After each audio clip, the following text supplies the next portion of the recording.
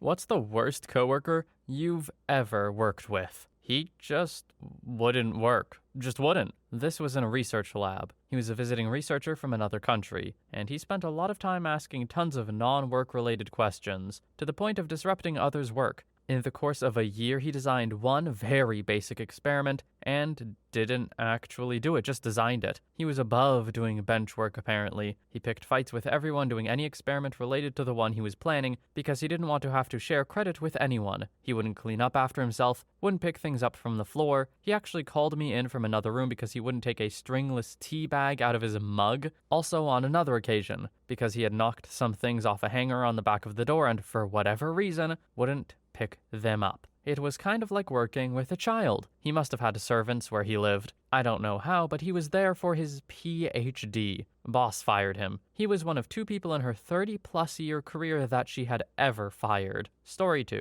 I worked with a guy who'd interrupt any conversation to talk about anything as if he were the expert. And I don't use anything as hyperbole. He truly had something to say about anything at all, including things he had never heard of or obviously didn't know much about. When the subject being discussed was something in the category of things he didn't know much about, he would slowly steer the conversation away from the original discussion to something he would like to talk about at the moment. It was both amazing and the most annoying thing I had ever had to deal with. He was like that Wikipedia game where you start with Star Wars and somehow end up on LGBTQ+ struggles, not to mention the, quote, conversation was basically 98% of him just talking nonstop. Everyone else was way too polite and against conflict to say anything, including me, so most people just tried to stay away from him, but he would follow people around. I eventually left, but I remember having a nightmare where he was the best man at my wedding. What a weirdly specific nightmare to have. He wasn't just like haunting you at work and annoying you. The best man at your wedding? How does your brain even get there? Were you even planning on getting married at any point soon? Or was that just the worst scenario your brain could come up with about him? Anyway, I don't know what you guys did for work, but this guy sounds like a professional yapper. Story 3. He would walk in every day like it was his first day with no memory of anything we showed him the previous day. He was only focused for the first half hour, and then for the rest of the time would be on his phone and try to work with one hand, which is bad because I work in a restaurant. Can't cook with one hand, but that didn't stop him from trying. Then one day he just stopped showing up for like a week, then was confused when he came back and was fired. Edit. I'm not sure if he had memory issues or anything like that, at least he didn't tell us or the owner. He did, however, like to talk about how easy our job was, because he'd had 4 other restaurant jobs before this one. He was only 19, but we didn't make him do anything complicated, but he would forget easy things, where we kept the burger buns or where buttons were on the register. Also, he always left trash laying around after he was done with a job, so it would be me and my other coworkers who cleaned up after him, and his excuse was always that he didn't think it mattered because it's gonna get cleaned up eventually. He still comes in every once in a while to watch our TV, sometimes with friends and sometimes by himself. He never buys anything, but he does it quietly so no one bothers him. Story 4. No contest. It was the literal crackhead I worked with for 4 months that was also secretly living in the office and being completely nonsensical when he was actually working. We found a mattress folded up in the warehouse after he was let go, and an actual brand new pipe with a price tag on it to boot. He and his family, not just him living in the office, left discarded food everywhere like pizza crusts in the toilet brush holder in the bathroom, and they left hair in the sink in the bathroom as they were obviously bathing in there, as we had no actual bathing facilities in the office. One day during his tenure, he sent an email saying his alarm didn't go off and he would be in at X time, which kept getting moved back later and later. He eventually showed up at 4:40 p.m. and we closed at 5. See comment above about secretly living in the office. It was a wild 4 months, that's for sure. His girlfriend was always around at work and she would move in a way that you would absolutely never see her face. We thought maybe she had a warrant out for her arrest or something. I think only one of us saw her actual face. And she would also sit behind the warehouse bay door in their Nissan Altima with it running all day for the AC when she wasn't back there with him. He wanted us to hire her to help him, which wasn't happening. Our warehouse area was concrete flooring, which didn't get cleaned often at all, and she would walk around there barefoot. As mentioned before, he was also completely nonsensical at work. He suggested to my coworker, who scans our old documents to PDF via a feeder on our copier, that she should take a picture of each page with her cell phone and do it that way. I got multiple emails from him that made no sense at all, and I eventually had to just forward some to my boss so he could see what was going on. It was a sad situation, but also a what the hell situation for the rest of us. He brought his girlfriend to the interview and asked if she could sit in on it because it was so hot outside. Now, if we didn't have a Walmart and a huge shopping center within spitting distance, it might have made sense, but that was pretty unprofessional and they still hired him. All we did was lose money by employing him. He worked on one pro bono job we did and managed to screw that up. This was at an engineering firm, by the way. Story 5. I've worked a lot of factories, but one I worked at was mainly for felons. The pay was complete crap, and they work you so hard it tears your body and mind apart. I just graduated high school and it was my second factory, so I didn't know any better. One guy I worked with we nicknamed Big Matt, since we already had another Matt. Well, Big Matt was a big fan of crystal and steroids, so the dude was absolutely jacked. But this 35-year-old still lived with his mom. He said it had to do with him being a kid and walking in on her being assaulted, and ever since then he never wanted to leave her alone. At the time I thought, wow, yeah, that would explain the substance abuse. He wants to be strong to protect her. Well, I was an idiot. 2 months later, Big Matt and 2 coworkers didn't show up. So I asked the supervisor what happened, but he didn't know either. Next day, one of the coworkers came in and told us that all 3 had been arrested because after buying an ounce of weed, Big Matt's mom called the cops on them. So before the cops showed up, Big Matt, a 6-foot-some-odd-inch buff druggie, beat his mother within an inch of her life for calling the cops on him. Next day, I looked him up and sure enough, booked in a local prison. Suppose that has to be the worst coworker out of all of the ones I faced. Story 6. Context. I work in a hospital as a nurse's aide, and my department focuses on transporting patients around the facility for tests and room changes. I work night shift, and this person started their shift at 6 a.m. There was this lady I worked with who had the nastiest attitude. Normally I can get along with most folks, but this person just brought the whole room down with the negative vibes. Nothing was ever good, and she always had bad shifts. One thing she did that upset a lot of people was take patients down for x-rays and leave them down there to return to our office. The big thing to remember here is that even the lengthiest x-rays take maybe 10 minutes at the most, 2 to 5 on average. Every morning we got x-rays to do, and I had to send her back down to return patients to their rooms after the x-ray technicians called right as she got back to our office. The instances of leaving patients were common, so I informed my boss several times in person and email. Apparently she had an attitude with every other department we worked with, and never informed nurses that we were moving their patients. Big no-no when meds and vital signs need to be done. One day she had abandoned a patient in the ER waiting room when they were waiting for a ride home, and told no one. So security had found a patient just sitting alone for 15 minutes to half an hour without supervision. It took this and a year of recorded evidence for this person to finally get fired. When that happened, it was like a dark cloud lifted, and a lot of people were relieved. Oh, and she tried to get various employees around the facility to sign a form to argue against her case. One person signed. Yeah, if you're going around with like a basically free yourself petition and only one person signs, I think it's time to look inwards. Story 7. I worked in a certain touring exhibition last summer, and of 200 people who were applying for jobs, 20 of us got it. We were all close-knit and had a love for the exhibit content, and being all genuinely interesting people made us a family. Bar one woman. She thought she was the world's biggest star for having a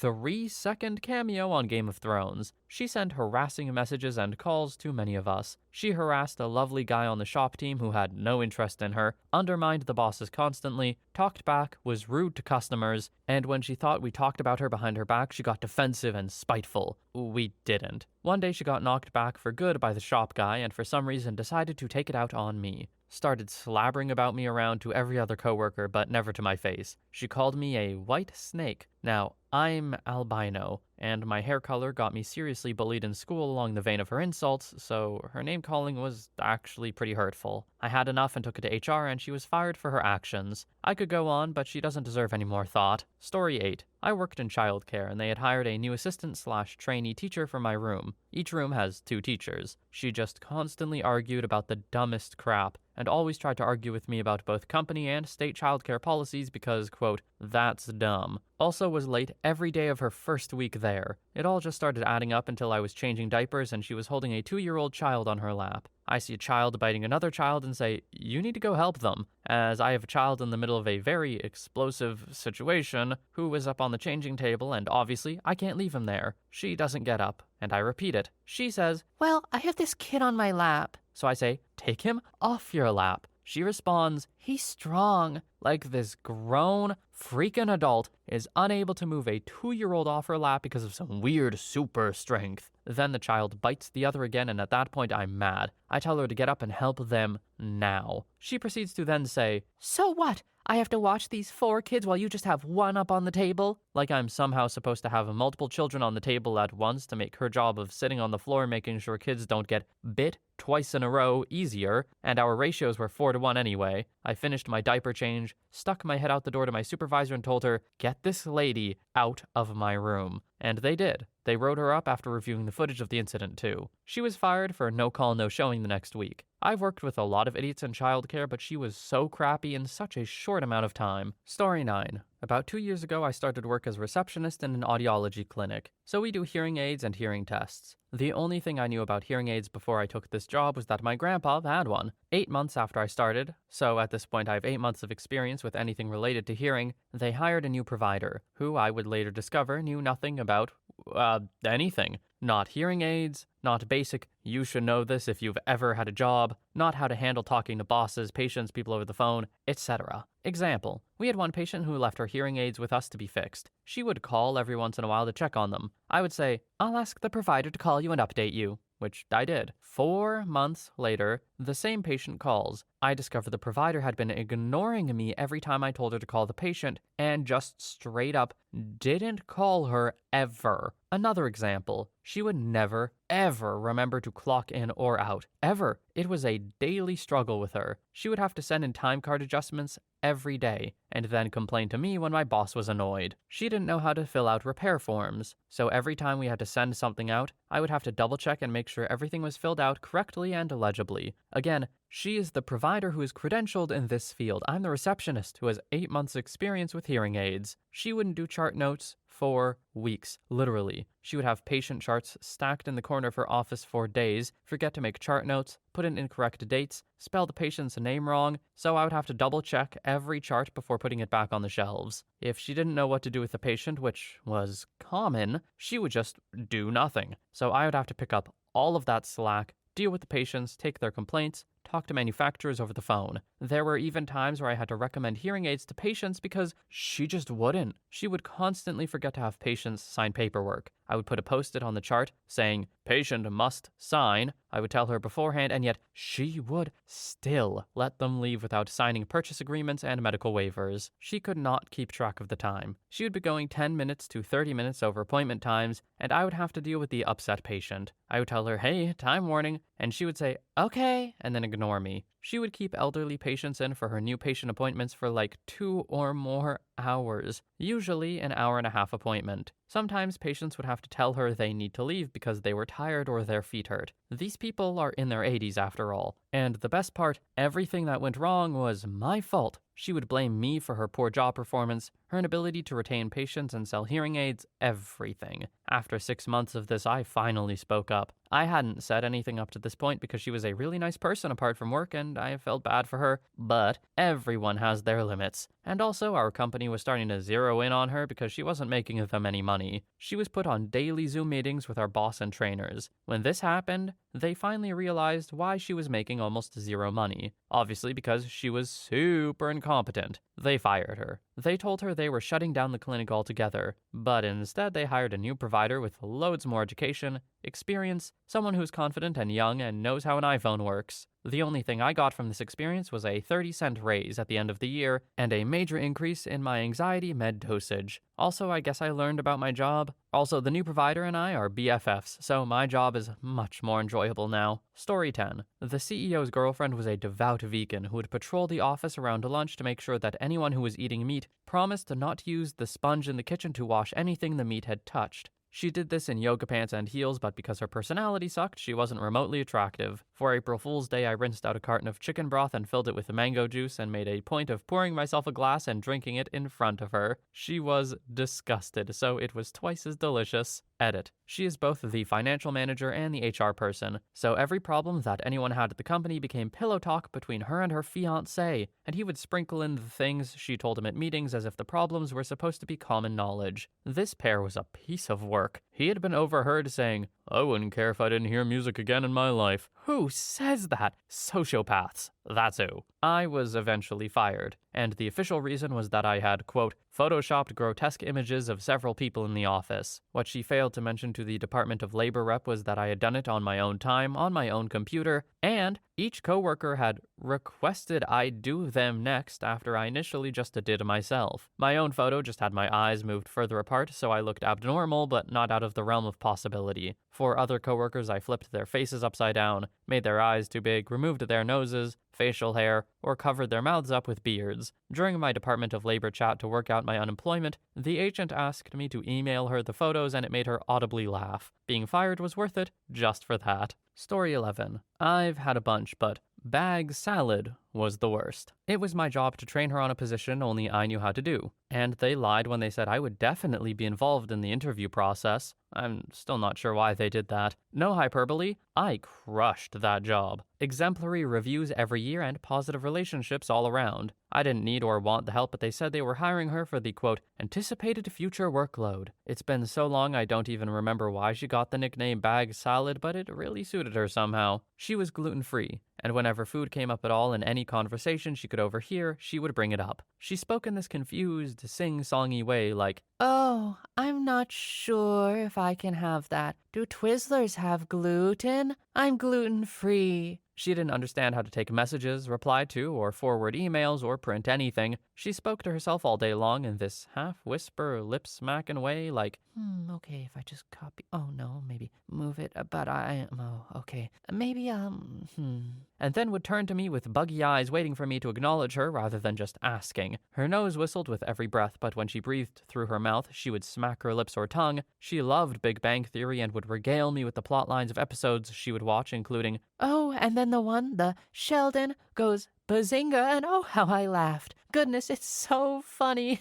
She felt the need to jump in on every conversation she was able to overhear. If I was talking to a friend about a trip or something, I would say, "Man, Chicago is great. I hope I can go again someday." And she would go, "Oh, I never went to Chicago, but my uncle's friend did in the 80s, and he said he had fun. He used to have a garage where he built widgets, and one time his wife crashed their car in the city they lived. Was it Town A or Town B? I'm not sure, but she was really nice. This one time..." Oh, I hated her. I know it sounds like a woman out of her depth who was just trying to fit in, and that's true. But some people just grate, and she grated every last nerve and ounce of patience I had. I tried, I just couldn't hack it, and I quit that job 2 months after she started. I think having to read that one about the Big Bang Theory in her voice did psychic damage to me, and I'm the one who said it. OP, I get what you mean. Some people just grate. Story 12. In my first week, my boss confided in me that we ought to hang Obama from a tree, and that's when I knew I screwed up. Over the next 3 years, I was tormented as she learned more about me. When she learned I loved animals, she would talk about how she shot a skunk and its babies. Stuff like the liberals are trying to murder Jesus all over again. We just need to end all the Muslims and be done with it. Okay, just coming in here as a narrator, I gotta stop this before I say too many things that this person has said. This is not me saying these things. I swear. What is wrong with this person?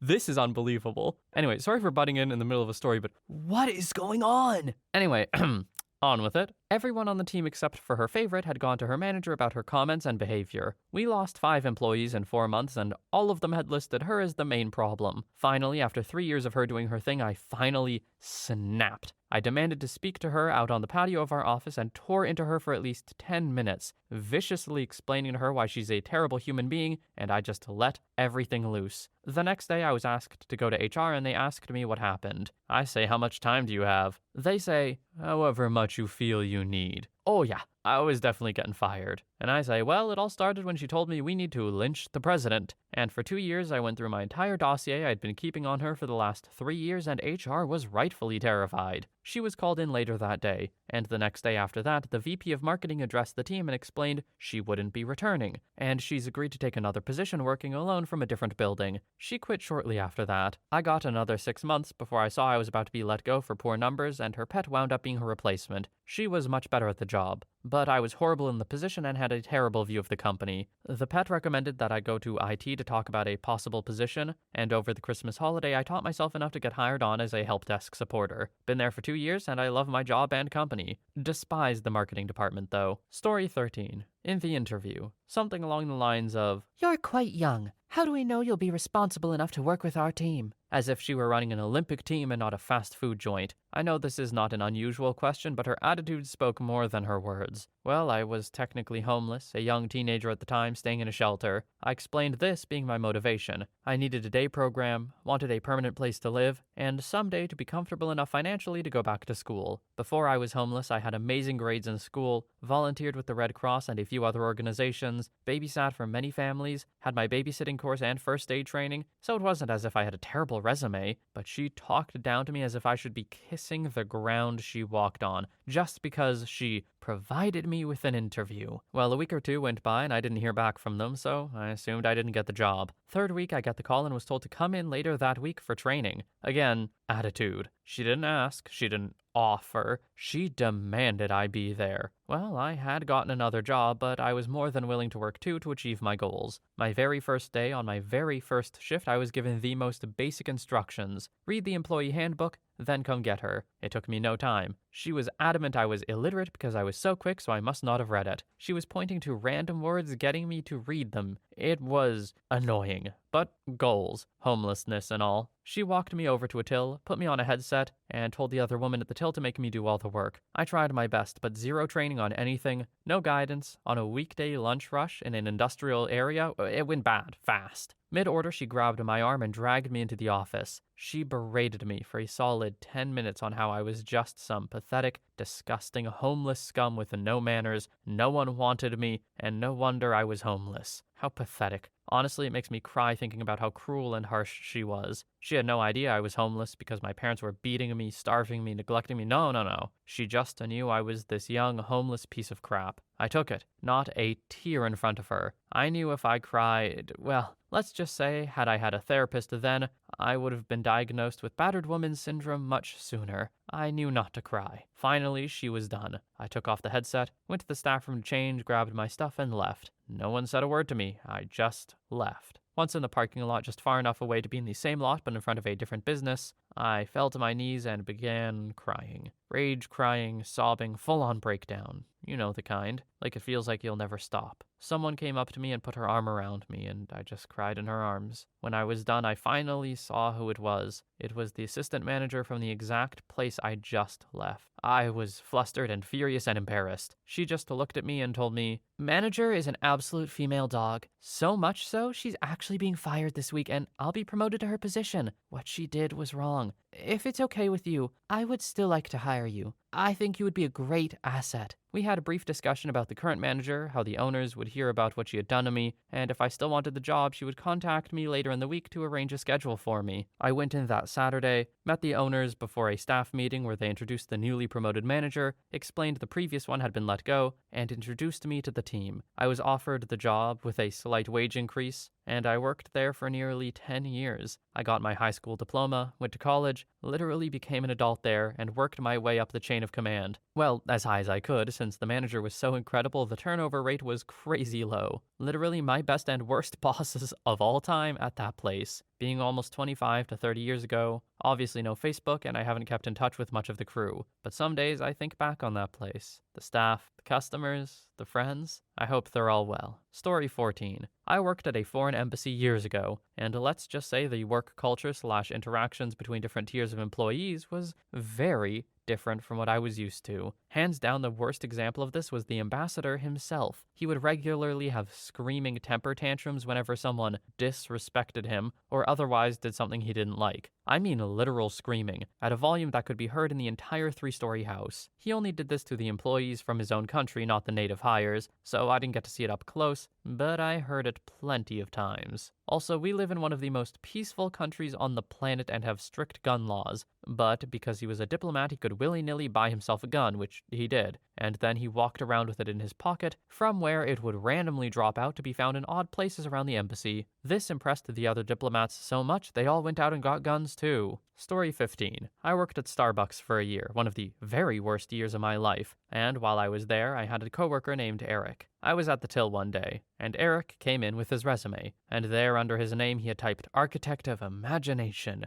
Eric was an aspiring writer, but he had trouble stringing a sentence together. He couldn't be on the machine because he couldn't remember how to use it or how any single drink was made. He couldn't be a support role because he had no way of predicting or understanding what anyone else on the floor needed or even was saying. He couldn't be on the register because he couldn't mark a cup, and even our most patient customers would inevitably raise their voices at his incompetence. Reliably, he would genuinely look like he was about to cry. I was so torn between rage and pity. He made a terrible job so much harder, but he was just so breathtakingly, pitifully, shockingly dumb. I've never met anyone like him before or since. One night I was thinking about something particularly vicious I had said in response to something particularly baffling Eric had done, and I found myself wondering about his life outside of our store. Was the world scary and confusing to Eric? Did it seem like life was just happening to him? I imagined him standing in traffic looking vaguely surprised and confused, forgetting how he had gotten there. I looked him up on Facebook and was pretty disturbed by what I found. Eric didn't look awkward or scared on Facebook. He looked stylish, suave, had product in his hair, beautiful women in expensive-looking clothes smiled in his photos. Several people posted on his wall expressing what a good time they'd had with him recently, often citing a,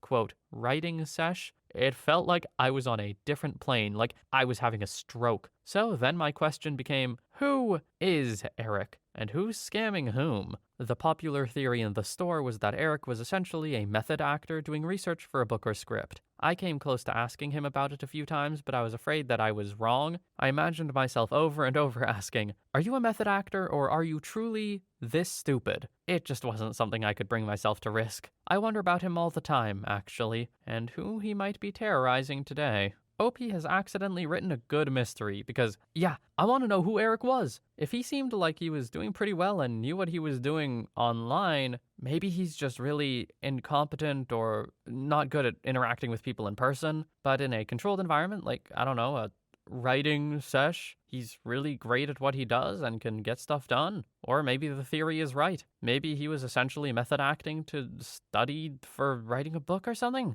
I wonder what was going on with Eric. Story 16. Ooh, how to choose. I think it was the female dog duo, honestly. They were both terrible on their own, but together, they became utterly insufferable idiots. Female dog 1 was this super spoiled rich girl. She got a house for agreeing to not marry a woman instead of a man. Clearly not too committed to the woman, so I don't feel too bad. That her parents are homophobic, I mean, because she clearly is profiting. She also got a brand new fancy car when she crashed her old one. She made very little money, all from Daddy-O. Anyway, her personality was shallow, insipid, and she made up for lack of depth by being a sarcastic, jerk, and stereotypical mean girl. Female dog 1 had connections, so despite actively abandoning anesthesia patients she was supposed to be monitoring, she still kept her job. Female dog 2 was female dog 1's friend she got hired. Somehow, she was 50 times worse. She was openly rude, aggressive, and said it was just because she was blunt. Sneering was her default expression. Female dog 2 had like 10 complaints logged against her within the first 2 months.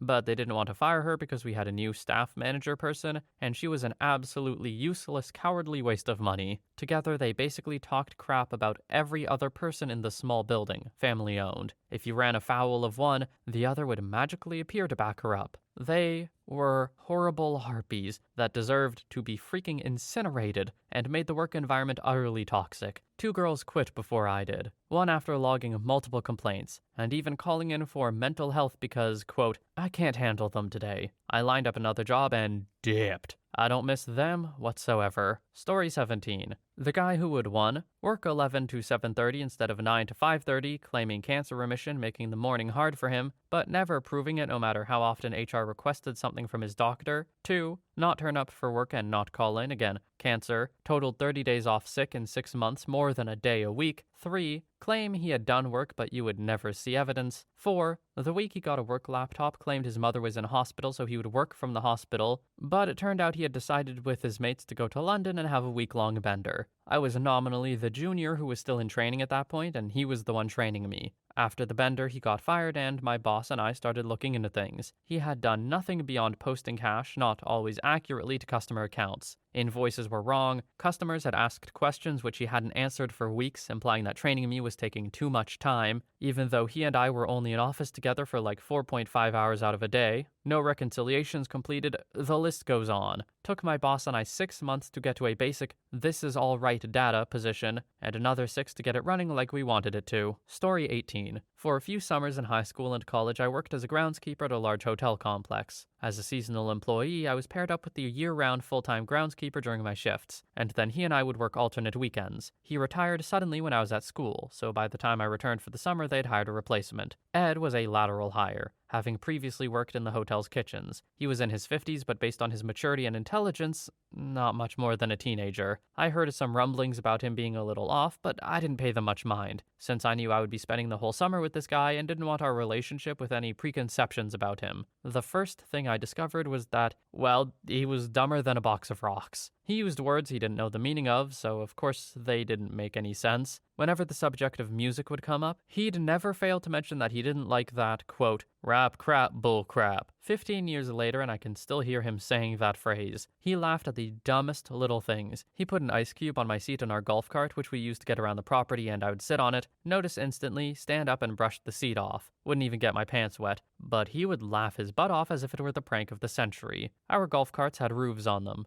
It only takes one time to bang your head on it in order to avoid doing it again, but not for Ed. The first time he hit his head was a doozy. He had to stand there, crouched over for a few minutes to regain his composure. He whacked it so hard. I felt bad for him. A few days later, he did it again, and I was again concerned. But it became a weekly occurrence. My reactions went from concerned to confused. Like, how does this guy keep doing this? And then ultimately to amused. By the end of the summer, I would lose my crap laughing whenever he hit his head. There was no other way to react than laugh. If this guy didn't learn the first dozen times, there was no hope for him. One time, Ed was helping the boss move an extension ladder. They lifted it up and put it on the roof of a golf cart. The ladder was longer than the cart, so it stuck out both the front and back sides of the cart. No sooner did he place his end on the roof, he turned away, then walked back and walked face first into the ladder, exactly where he just put it. My boss asked him if he was okay, but then as his mind processed what just happened, he asked Ed how he ran to the ladder he just put there. His immaturity was the next thing I noticed. Jokes and comments about banging at a frequency that made me think I was back in middle school. One day we had these iron stakes in the back of the cart. We were driving around and Ed grabbed one of those stakes and let it drag on the ground, like you would a stick on a fence as you walk by to make noise. It made a scraping noise on the asphalt. It was annoying as hell. I asked him to stop, so he lifted it up, waited 10 seconds, and then did it again.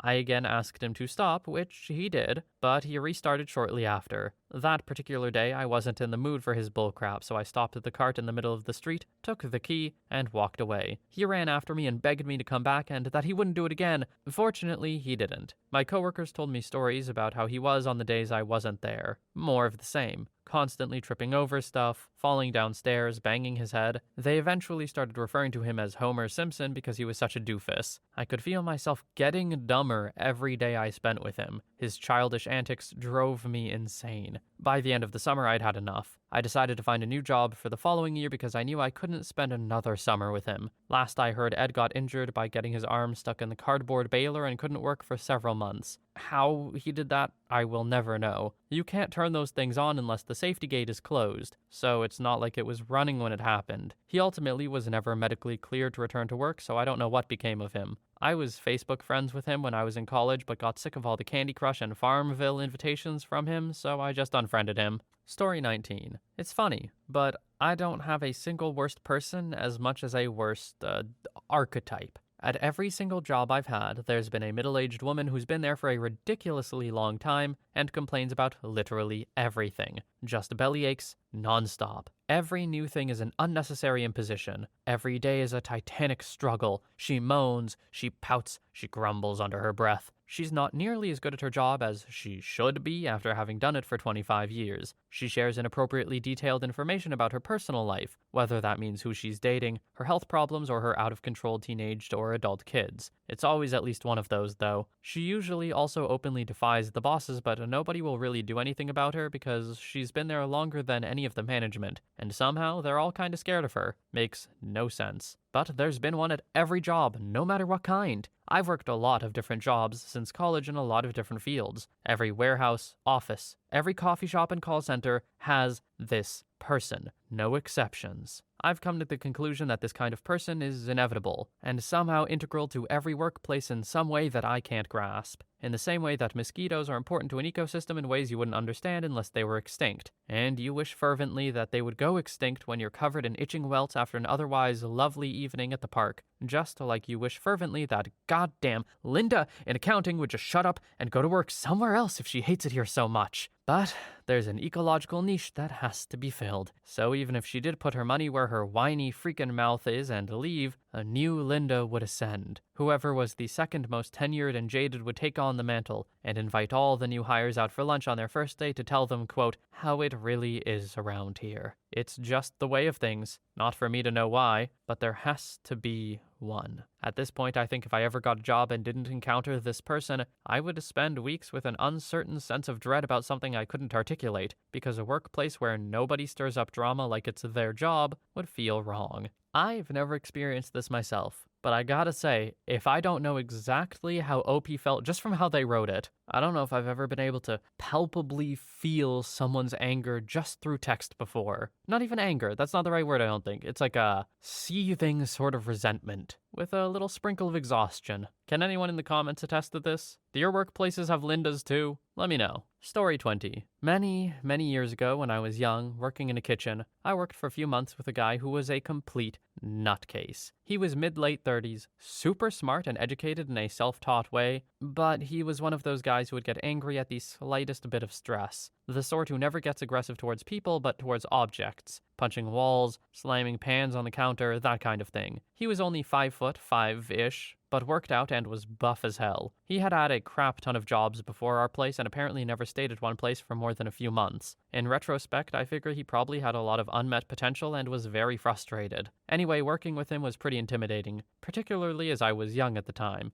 Thinking back, I don't think he was trying to be. He was just so angry that that's how he was. He really didn't give a crap about customers' food, and there's one incident that really stands out. We were pretty busy and he was putting a pizza in a box for takeout. He slips and the whole thing falls cheese down on the floor. You know, the filthy floor with crap all over it. It's not my fault. It's not my fault, he muttered to himself as he slides a board under it and flips it into a box. It looked like crap, so he wiped some of the crap off, threw in some herbs, and sent it out. It was passable, I suppose, but pretty gross. One of those little things that keeps me up at night is that I never stepped in and got it remade. I guess I was probably a little afraid of him. Anyway, maybe I just work with a lot of great people, but he was the worst. Story 21. My current supervisor and head supervisor. We work in the MRDD field. I got a call one Tuesday morning, and my boss was slurring her words and telling me to bring her hangover food. I show up about 20 minutes before my scheduled shift, and when I walked in, she could not stand up straight. All you could smell was alcohol. Our head supervisor leaves, and she fully confesses that she was absolutely trashed,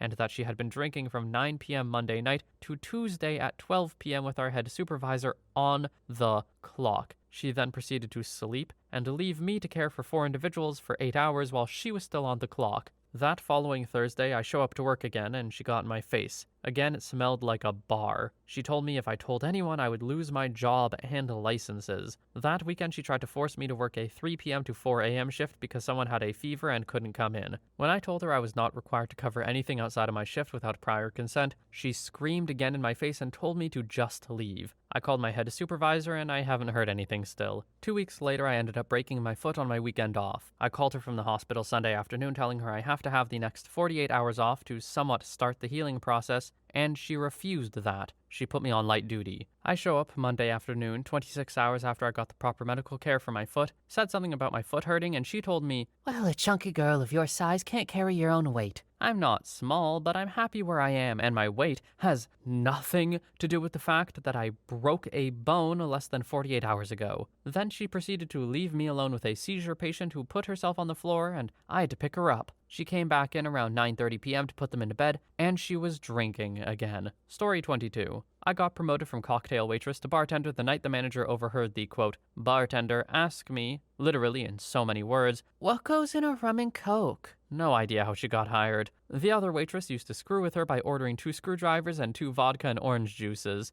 Decades ago, no POS system, we just verbally placed orders. She'd very carefully differentiate the drinks, like, "The ones with 2 straws are the screwdrivers." At another job, I was trying to help hire and train someone to cover my job during maternity leave, and later when I was moving away and had given my notice. I met some real winners. The lady who assured us that she was computer illiterate and then picked up the mouse to touch the monitor screen in an effort to click on a cell. The lady who came into work in a dusty wig, inappropriate clothing, and couldn't understand why one of the big rules for the job is no fraternizing with the clientele. The lady who was hired for a night audit job who trained for 2 weeks of nights and who quit a week later because she, quote, didn't know the job would be overnight all of the time. Bless her heart, though. She honestly had issues that needed attention. Like, she carried her dog's ashes everywhere because she was desperately afraid someone would break into her house to steal them. A nice lady, just fuzzy around the edges. My last hotel job introduced me to the 2 absolute worst coworkers, though. The owner hired a maintenance dude without checking any of his credentials. Dude turned out to be a crackhead, a grifter, and more than a handful of violent felonies. And the aforementioned owner. She was so greedy that she would make unethical and illegal business decisions if it meant she saved money in the short term, like hiring a maintenance guy who couldn't fix anything and was a threat to guest and employee safety, or knowingly renting out 2 floors of guest rooms with bad phone wiring. Illegal and unsafe. I quit the job and the industry I loved due to her. That last part was like, really? How'd that dude get hired? And then the next part about the owner, I was like, oh, yeah, that makes sense. Story 23. This gets a bit tech-heavy, but any coder would know that this guy is the worst guy on the planet. I'm a software engineer, and I work with one other guy in a company currently. He was there years before me, and has engineered everything up to this point. Everybody in the company knows him as the tech guy, and all of my decisions are run through him. I can't build anything without him questioning me or my methods, and he constantly undermines me. The reason this is bad is because he is the worst coder I've ever seen. Not just professionally. I haven't known anybody this bad, even as a hobbyist. He codes everything in line, doesn't use functions, is quoted by saying, "I don't use include files with a bunch of hidden functions, they just slow me down." He yelled at me for creating a logging class that centralizes our logs from everywhere into one place, saying it was causing huge lag spikes because, quote, it would take 10 to 15 seconds to close the log so the next guy could come in creating a queue, and that my log files were way too big and it was causing an issue. Utter bullcrap. My log files were at most 10 megabytes. I created a script that used the same logging class that logged 1,000 entries into a big file and a small file and timed the process, showing him that A, the size of the log doesn't cause more time in writing the file, and B, you can write these things 1,000 times in less than a 50th of a second. So everything he said was utter garbage. Not only did he berate me in front of everybody saying I was wasting time, but made up more bullcrap to explain how he was, quote, right. The worst part about it is I know how horribly crappy he is, but since he's been coding in a vacuum with these people, nobody else knows. They have nothing to compare it to. They just think, oh, that's how things go. That normal coders don't paginate tables, so it takes 4 minutes and 2 gigabytes of RAM just to load a page. Because of that, and because he craps on any progress I try to make engineering-wise, he makes more than me, will be listened to more than me, and I have no way to move past him. The only thing I can do so I don't lose my mind is sandbag my coding down to his level and stop taking things so seriously. God, I hate this job. Story 24. She was incapable of using anything more technologically advanced than a calculator without serious intensive training. We worked in an office where everything was done on computers. She was slow, rude, unproductive, horrible with clients, expected preferential treatment for the same work as everyone else in the same job, and always looking for a way to push her workload onto someone else. When I started my job, she caught on that I was, quote, technical, had a decent understanding of Office and Windows very quickly, and would head straight for my desk if she had any issues. I worked with her for 10 years and showed her more times than I can count how to put an out-of-office message on. Never remembered anything she was shown. By the time she quit, hearing her say, "OP, can you help me?" made me die inside. Because what she really meant was, "Can you do it for me while I screw around on my phone?" She'd also yell at you if you couldn't drop everything and do it right now. I once watched her spend 10 minutes trying to understand why the printer she was using wasn't printing. It was one of the big office ones with multiple trays that helpfully tells you on the little screen that the tray is empty, and it shows you how to refill it. She was putting the paper on the little tray that folds up and not understanding why it still wouldn't print. I went to the canteen, made a coffee, came back to my desk, and she was still huffing and puffing at it before eventually, "OP, can you help me?" She'd put in her notice by now, and I was done with her crap because she was so unpleasant to work with. So I got up, walked over to the printer, put a ream of paper in the right tray, shut it, and walked back to my desk without a word. The best thing I can say for her is that when I trained people on software or processes, I'd write the guide, check back over it, think, where would she stop me, and start yelling about not understanding? And to make it even simpler, just in case. Story 25. I used to work at a skilled nursing facility where we dealt with both long-term care and PT/OT patients. One of the restorative aides, the ones responsible for providing maintenance exercises for our long-term residents, was by far the worst coworker I have ever had. She wasn't a bad person, but she felt the need to tell literally everybody else what she and her family did, no matter how pointless or banal. Not only that, but she couldn't stick to or get to the freaking point in under 10 minutes. For example, her kid rode a sheep at the county fair and fell off, and I guess she thought it was funny. It may well have been hilarious, but not so much when you're trying to work, and not so much when I overheard her tell the same long-winded bullcrap story to at least 7 separate people throughout the day. I was one of the ones who wasn't especially polite about her wasting my time. My tactic was to smile politely for a minute until another coworker walked by, then I would turn around, walk away mid-sentence, because I knew she would rope in any passerby and continue mid-story with them. I felt like a jerk at first, but I think it's more impolite to utterly waste everyone else's time by carrying on about whatever the hell she felt the need to carry on about. Story 26. A manager at my very first job ever, a cashier at a dollar store. She would constantly belittle me in front of other people for the smallest things, and despised children in our store acting anything less than absolutely perfect. Mid to late 60s, dyed red hair, and yes, her name was Carol. Once, during the December rush, I had called in saying I was sick, and had spent all of last night violently throwing up. She said that if I wanted to keep my job, I had to come in. So, I came in. Every single person in my line for the first 2 hours of my shift noted to me how terrible I looked, and asked why I was here. There was one lady, a blonde mom, she told me so in her early 30s. I was ringing up her items, mostly groceries, when I felt that pang in my stomach. I said with my best corporate smile attitude, "Please excuse me for one moment, miss." I then bent over and violently threw up into a tiny little trash can we keep under the registers. I then wiped my mouth off with my arm and continued to ring up her things as if nothing happened. She asked me what I was doing.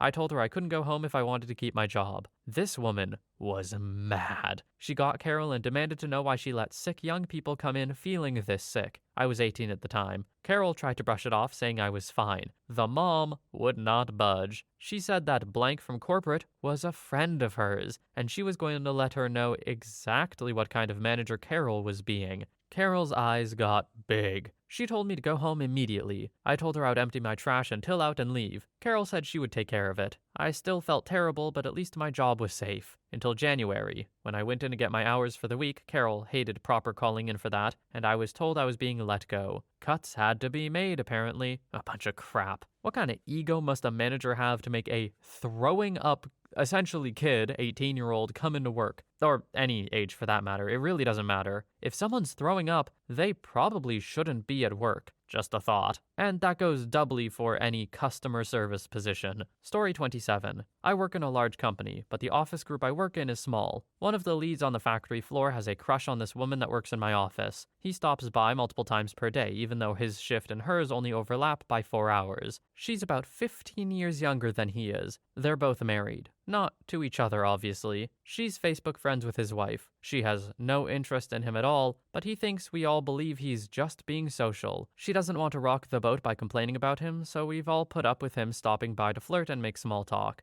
If she's there, he won't speak to me at all, maybe mutter hi. He won't attempt to socialize with me at all if there is any other woman around. The last time he did deign to chat with me was to tell me how bad it smelled on the pig farm where he grew up. I was, at the time, eating lunch. Once she was reassigned to work in another city, we knew she would be gone for weeks or months and told everyone so. There's a company-wide daily newsletter that goes out every weekday. It includes announcements about who's working off-site. For the first 2 weeks she was gone, he still stopped by every day to see if she was back. Finally, he came in once and I was the only one there and I snapped at him. She's still working at this other place and she'll definitely be there at least through the end of the week. Probably longer. We'll make sure to let you know when she comes back. I didn't raise my voice or anything, just used a firm tone and cut out all the nicey nice social crap he's used to getting. After that, he stopped coming around every day. I would see him slow down when he walked past our office windows. If it looks like I'm the only one there, he won't stop in. Damn. Now where will I get my nauseating pig stories? Story 28. I worked at a dispensary with this absolute female dog named Tiana. No clue what Tiana's last name was, but she was a little idiot with a stick up her butt and a hatred for white people. Anyway, the music in the dispensary would just be piped through an aux cord from the store tablet. Pandora was the default player. The worst thing about Pandora is it plays the same crap over and over again. And to make matters worse, she just wanted to listen to rap, which seemed to all be by notorious woman beaters. It was 100% Chris Brown, Ty Dolla $ign, XXXTentacion, etc. It was like this idiot gravitated toward abusive men in all facets of life. She would constantly come in with this attitude like I wasn't crap, talking down to me, interrupting me, etc. Anyway, I came in on a half day and changed the music on the Pandora app to something neutral. I was sick of hearing those artists. But I bore it until I heard the same Chris Brown song for the 9th time in a day. She comes in while I'm rolling joints and walks into the back office and blows her lid. She said it's a hip-hop shop and if I change the music again, she's gonna screw me up. I won't work here anymore. Then she called me useless at my job. Mind you, I consistently sold nearly $2,000 worth of product more than her on a daily basis. But I was newer than her, so I just ignored it and kept changing the music whenever she would walk away. She got physical with me toward the plateau of the action. She'd walk into me while I'd be sorting things or accidentally push me into the display cases while closing the shop. If I said something she didn't like, she'd hiss and make those lip-smacking noises while I had customers in the checkout line. Tisk, tst, you know the ones. Anyway, she kept threatening me to get fired by reporting me to the manager. The manager was a country girl who rode horses and hiked mountains, and she couldn't give two craps about the store music because she listened to her own music on a speaker in the office. So a company meeting happens and Tiana was threatening to bring up the music issue. But before she could, the manager was like, "What's up with this tension? I could cut it with a knife." I explained what happened, left out all the harassment, and the manager was like, "Cool, we'll leave Pandora on shuffle." So I was like, cool, whatever, problem solved, I win. This was like adding baking soda to the ketchup. Tiana was outright hostile with me after that, calling me all sorts of names and threatening to kick my butt on a daily basis. I just ignored it or gave a sure, keep talking. One day the manager overheard me tell Tiana very rudely to lose some weight, paraphrasing of course, but I did use the words, potato shapes. The manager gets upset, says she can't handle us being together on the same work days, and I get downgraded to 1 day a week. I was basically being let go at a slow pace, but I was fine with it. Another friend already referred me to a job at a different dispensary. The icing on the cake. During my last week there, I got called in for 2 extra days. One of the days Tiana was working. This nasty, ratchet woman went to go get her eyebrows done at some discount Colfax Avenue eyebrow shop. The infection that she contracted from that discount eyebrow shop could have been seen from space. She catches a deep infection underneath her right eyebrow. Her face swelled up like a cat's paw after swatting a bee. I swear to God, Tiger Woods would have come out of retirement to take a whack at that grotesque golf ball-sized cyst that developed on her freaking face. Oh my God, it was so gross. Too bad it wasn't Halloween, because she already had a great Quasimodo thing going on. Hunched back, all sorts of potato shapes going on with her body, and then she went and got her forehead done. Screw you, Tiana. Hope you crap your pants on your next date. You know, OP, I can't help but feel like Tiana might say that you were the worst coworker they ever worked with. Like, maybe this is just me. You gotta work on making yourself sound more like the hero in your own stories, because you kinda sound like a jerk, to be honest. The whole music thing, sure, whatever. I'm on your side for that one.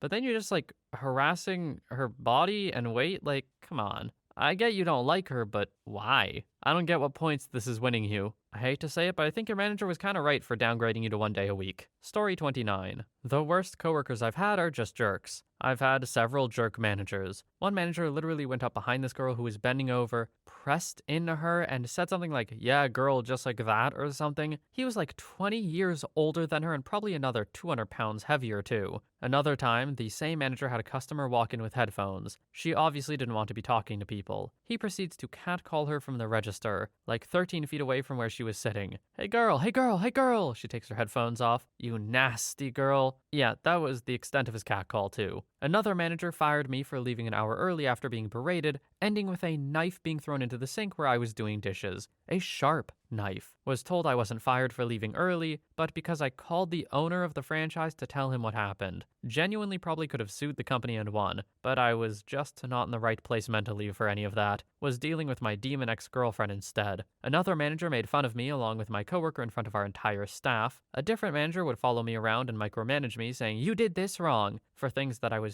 still in the process of doing or working on. Literally had to call the entire department into a special meeting to apologize to everyone for being a female dog. Of course, her change of attitude lasted about 2 weeks. Eventually, I lost probably the most fun job I ever had, all because of that stupid idiot. I've had coworkers try to steal money, delivery driving. Another manager flipped crap and straight up yelled at me for changing filthy as hell dishwater. Another manager, millionaire, would scalp money from my brother and my paychecks, forgetting to pay us for time worked, rounding our hours so it always would benefit him, or just straight not paying us, like when we scooped snow and did 2 hours extra work and didn't get paid at all for it. He was a Christian too. Yeah, man, it's okay to be a greedy jerk. Just ask for forgiveness every Sunday and it's fine. Screw him. Worst part, my parents were close to him, so they couldn't see this obvious crap without skewed vision, rationalizing how it must have been a mistake and not him being a jerk. Didn't even register with them when he told my dad I would be getting 14 an hour. Then when he talked to me, he changed it to 13 per hour. For work that should pay 18 or more, by the way. Funny how different words are used with different people. Impress my dad with the thought of being paid well,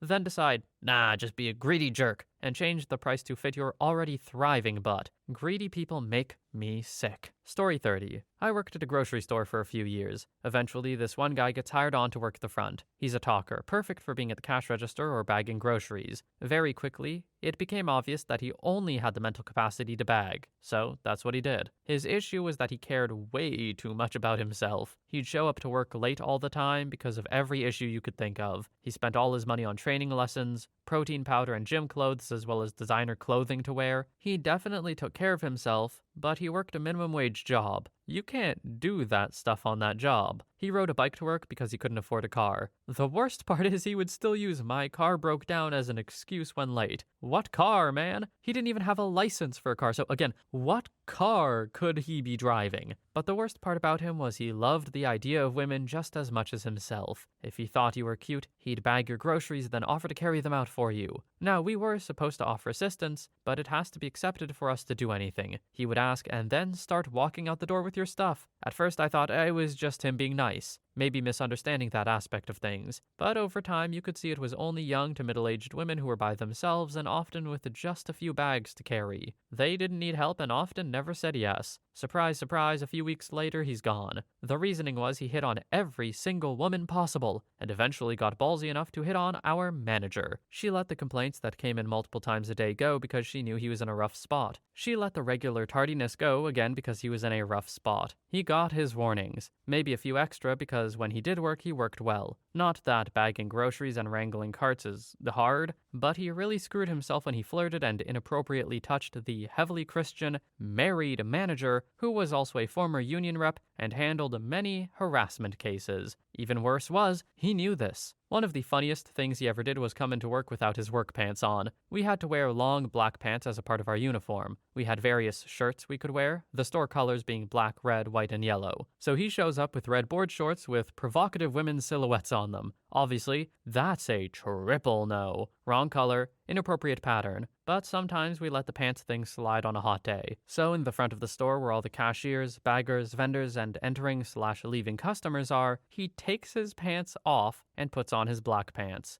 The hands down best part is he has a bright red man thong on, so his butt is hanging out. When asked, he said he was going to a photo shoot after work and wanted a quick change. When asked why he thought it was okay to show his naked butt in a grocery store, he said something like, "It wasn't naked, I had a thong on. Plus, what's the point of working out and leg day and stuff if I can't show it off?" Okay, showing it off?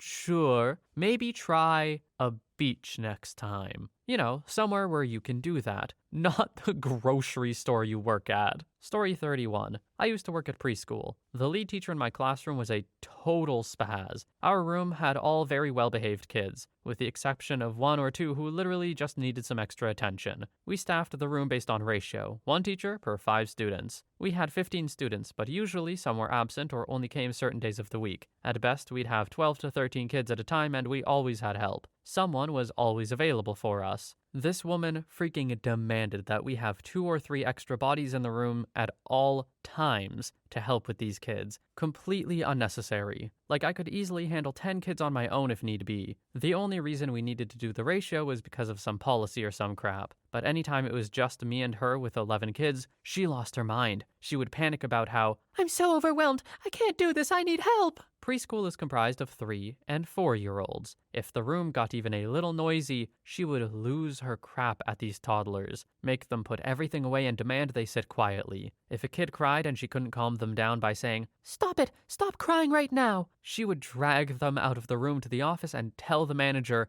"I can't handle this kid. They need to sit here until they can learn how to behave." She had zero patience whatsoever. I took my lunch break during nap time so she would have help in the room while these kids slept. She would complain to me for using the bathroom when I came back because, quote, "You can't leave me here with them." They were freaking sleeping. I can't believe she has kids of her own. She was so annoying I cringe just thinking about her. Kate, if you're reading this, get screwed. Actually, don't. That might lead to more children. Wouldn't want you to be overwhelmed. Story 32. I was 23 and pretty. I had a supervisor who was a bit notorious for being a harasser. As in, he married an intern and every girl in the office had a story. He'd spend hours at my desk reading his mail, talking crap about his wife, asking me about my intimate life, telling me to get married while I was hot, pulling on my shirt asking if I was into whips and chains, asking to watch my roommates and I have naked pillow fights after I told him I bought a couch, called me on the weekend and would say, "What are you up to?" Told me the entirety of his intimate history, made me spend time in his office discussing his personal art, contemporary nudes with big nips and lots of pubic hair, looked down my shirt nonstop.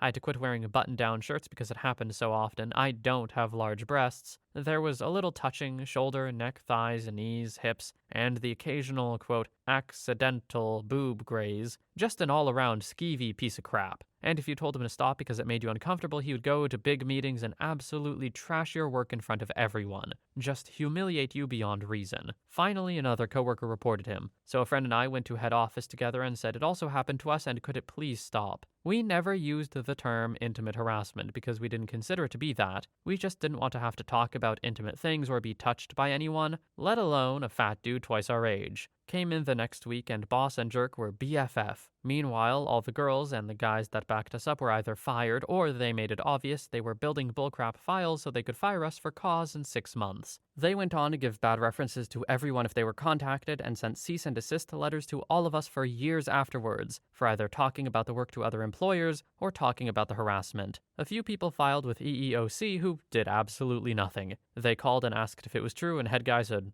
"No." Case closed. Thankfully, karma is good. It's been 15 years. My coworkers and I are all doing great. Turned out to be a blessing to move on. Those guys have been screwed individually and as a company a few times in the years since. I still love to watch it happen from afar. Screw them. Story 33. I've got no issue with the LGBT community. My brother's gay and I love him to death. But holy hell, my coworker was a frisky guy who slept around with other people, male and female, while not having one, but 2 girlfriends, one of which was none the wiser about his cheating, and the other who didn't seem to care. He persistently pressured me to let him blow me both in and outside of work. Mind you, I had a girlfriend, forced me to hang out with him despite my lack of interest, and had me be the fall guy for the constant mistakes he made at work. I've got a bunch of stories about him, but I want to keep this short and not a rant. Edit. Some of you wanted a rant, so here you go. He got me the job, which was nice, but things quickly went south. He mainly had me there as the guy to cover all his shifts, and because I was a doormat and things were run very loosey-goosey there, he took days off whenever he felt like it. At one point, I worked 2 weeks in a row with no day off. Even when I did get time off, it was just one measly day. And even then, he forced me to spend it with him because we were, quote,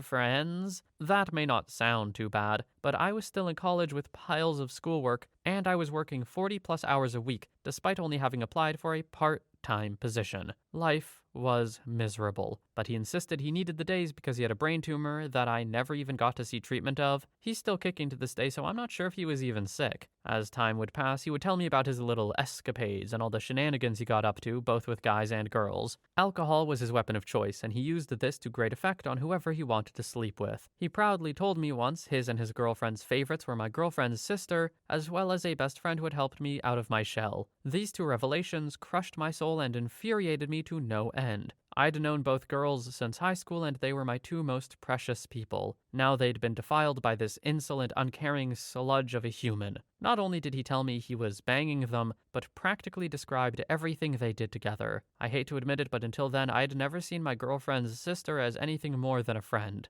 I'm deeply ashamed to say it left me lusting over her, and in my darkest days, sometimes I still do. Never mind the fact I live with her current BF, and my girlfriend nowadays. Then there were his advances on me. He wanted to bang with me because he had, quote, not tasted a dong in a while, and told me it was a dying man's last request. At work, when we hung out, every time we were together, he wanted to go down on me regardless of how many times I told him no. He knew damn well I had a girlfriend, and it angers me to think he would have wanted her too if it weren't for the fact that he, quote, found her annoying. The only reason he somewhat stopped was because I screamed at him one night. He got me plastered, and I pretty much used my intoxication as a cover to chew him out. Didn't stop him completely, but it deterred him. At work, I was the fall guy for his mistakes or for doing stuff he couldn't be bothered to do. Mess in the lobby, he told me to clean it. Sold products, I had to take care of them while he went home. I finally realized he wasn't my friend the one day I got really sick. I was puking my guts out, getting chills, room spinning, can't eat, that kind of sick. The moment I'm about to call in, he calls me saying, "What's that, OP? You're getting me food? That's amazing!" Oh, he also ran my bank account down to just $3 because he manipulated me into buying him food on a daily basis because he supposedly couldn't afford it. Long story short, my dumb butt goes in, I puke once at work, manager sees me, asks me why I'm dying, and tells me to go home. Coworker isn't happy but doesn't protest. The next day, my actual day off, I'm still feeling crappy, but he calls and orders me to come in. Apparently what he has to do that day is more important than my health. I know. Why didn't I take it up with management? Because I was a doormat, he was a manipulator, and the management was very loose. On my last day working there, the idiot tried to help me wash my very short-tempered boss's car. I was doing it to his specifications when coworker comes in to, quote, help me. He gets in the car to run it through the car wash. I tell him not to because he wants it hand-washed. But he pretty much says, "Screw that, I know better," as he drives off while on his phone. Our hose gets caught under the mud flap of the vehicle and rips the whole bumper off. And guess who took the blame? Anyway, I wanted to go back to work there because it's closer to my current home, but not so long as he still works there, which he does. He now has 2 girls, one who does the same crap he does and the other who doesn't know about what they do. She's the jealous type, but I doubt she would listen to me. The experience left me even more of an introvert, I think, as I've no interest in making friends or building bridges anymore. It sucks, but I can't make friends or really trust anyone, and I think he's to blame. Okay, rant over. Okay, OP, on your side, this guy sounds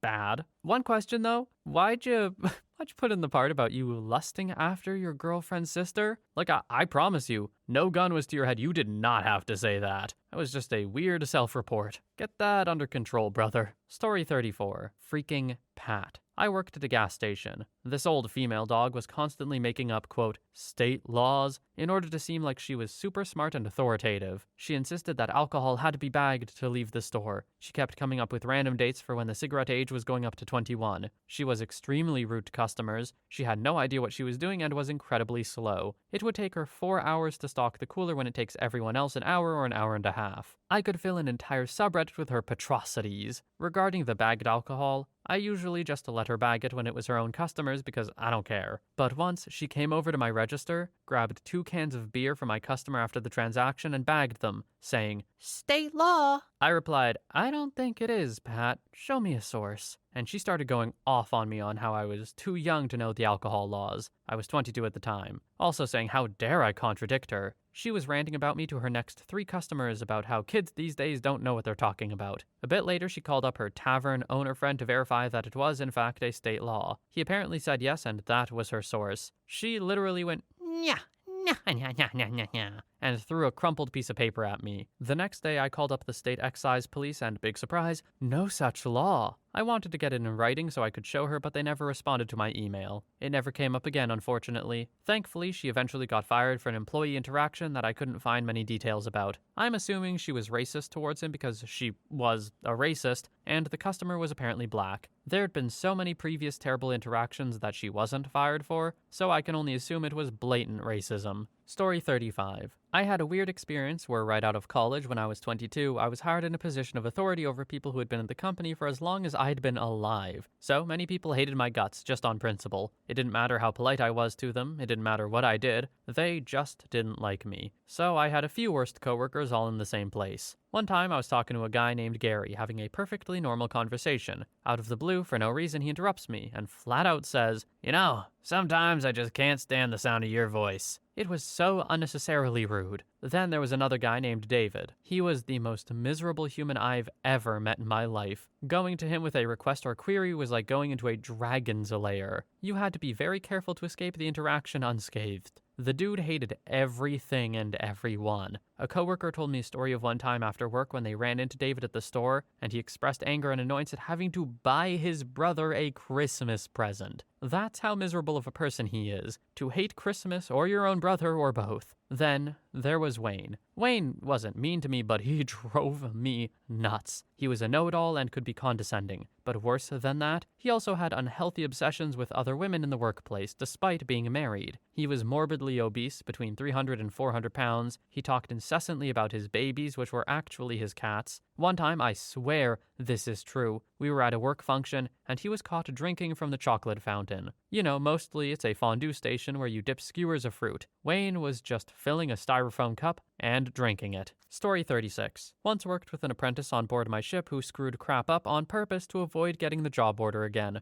For the people who don't know, a ship and the daily works on it is dangerous in itself. Add someone who deliberately screws stuff up, and it becomes a complete crap show. When I confronted him about it, he just straight up told me he did it on purpose and didn't want to do the job. Some of the things he did: flooded the accommodation while pumping drinking water from one tank to the other. He only had to shut off the valve once the tank was full. He went to bed instead. Flooded the forward compartment when he got the same job, but for a saltwater tank. Completely destroyed his shower floor, which he was to repair after a crack occurred. Did an incredibly bad job when chipping/grinding/painting on deck. Even dropped 20 liters of paint in the water in port. He just kicked it over. This got the ship arrested for 5 days until resolved with the local authorities. Destroyed multiple very expensive tools from the engine room. Disconnected water supply from 2 different pumps, consequently breaking them. Also probably a few more I've forgotten about. He was sent home the next possible port, after which he tried to sue the company for PTSD symptoms after that voyage. Took about 6 weeks. I wrote an official statement for the company and he disappeared quickly. Thank God for CCTV and voice recorders. Some people. Story 37. My boss from my first adult job. Thing is, he was an awesome coworker after he was demoted, but possibly the worst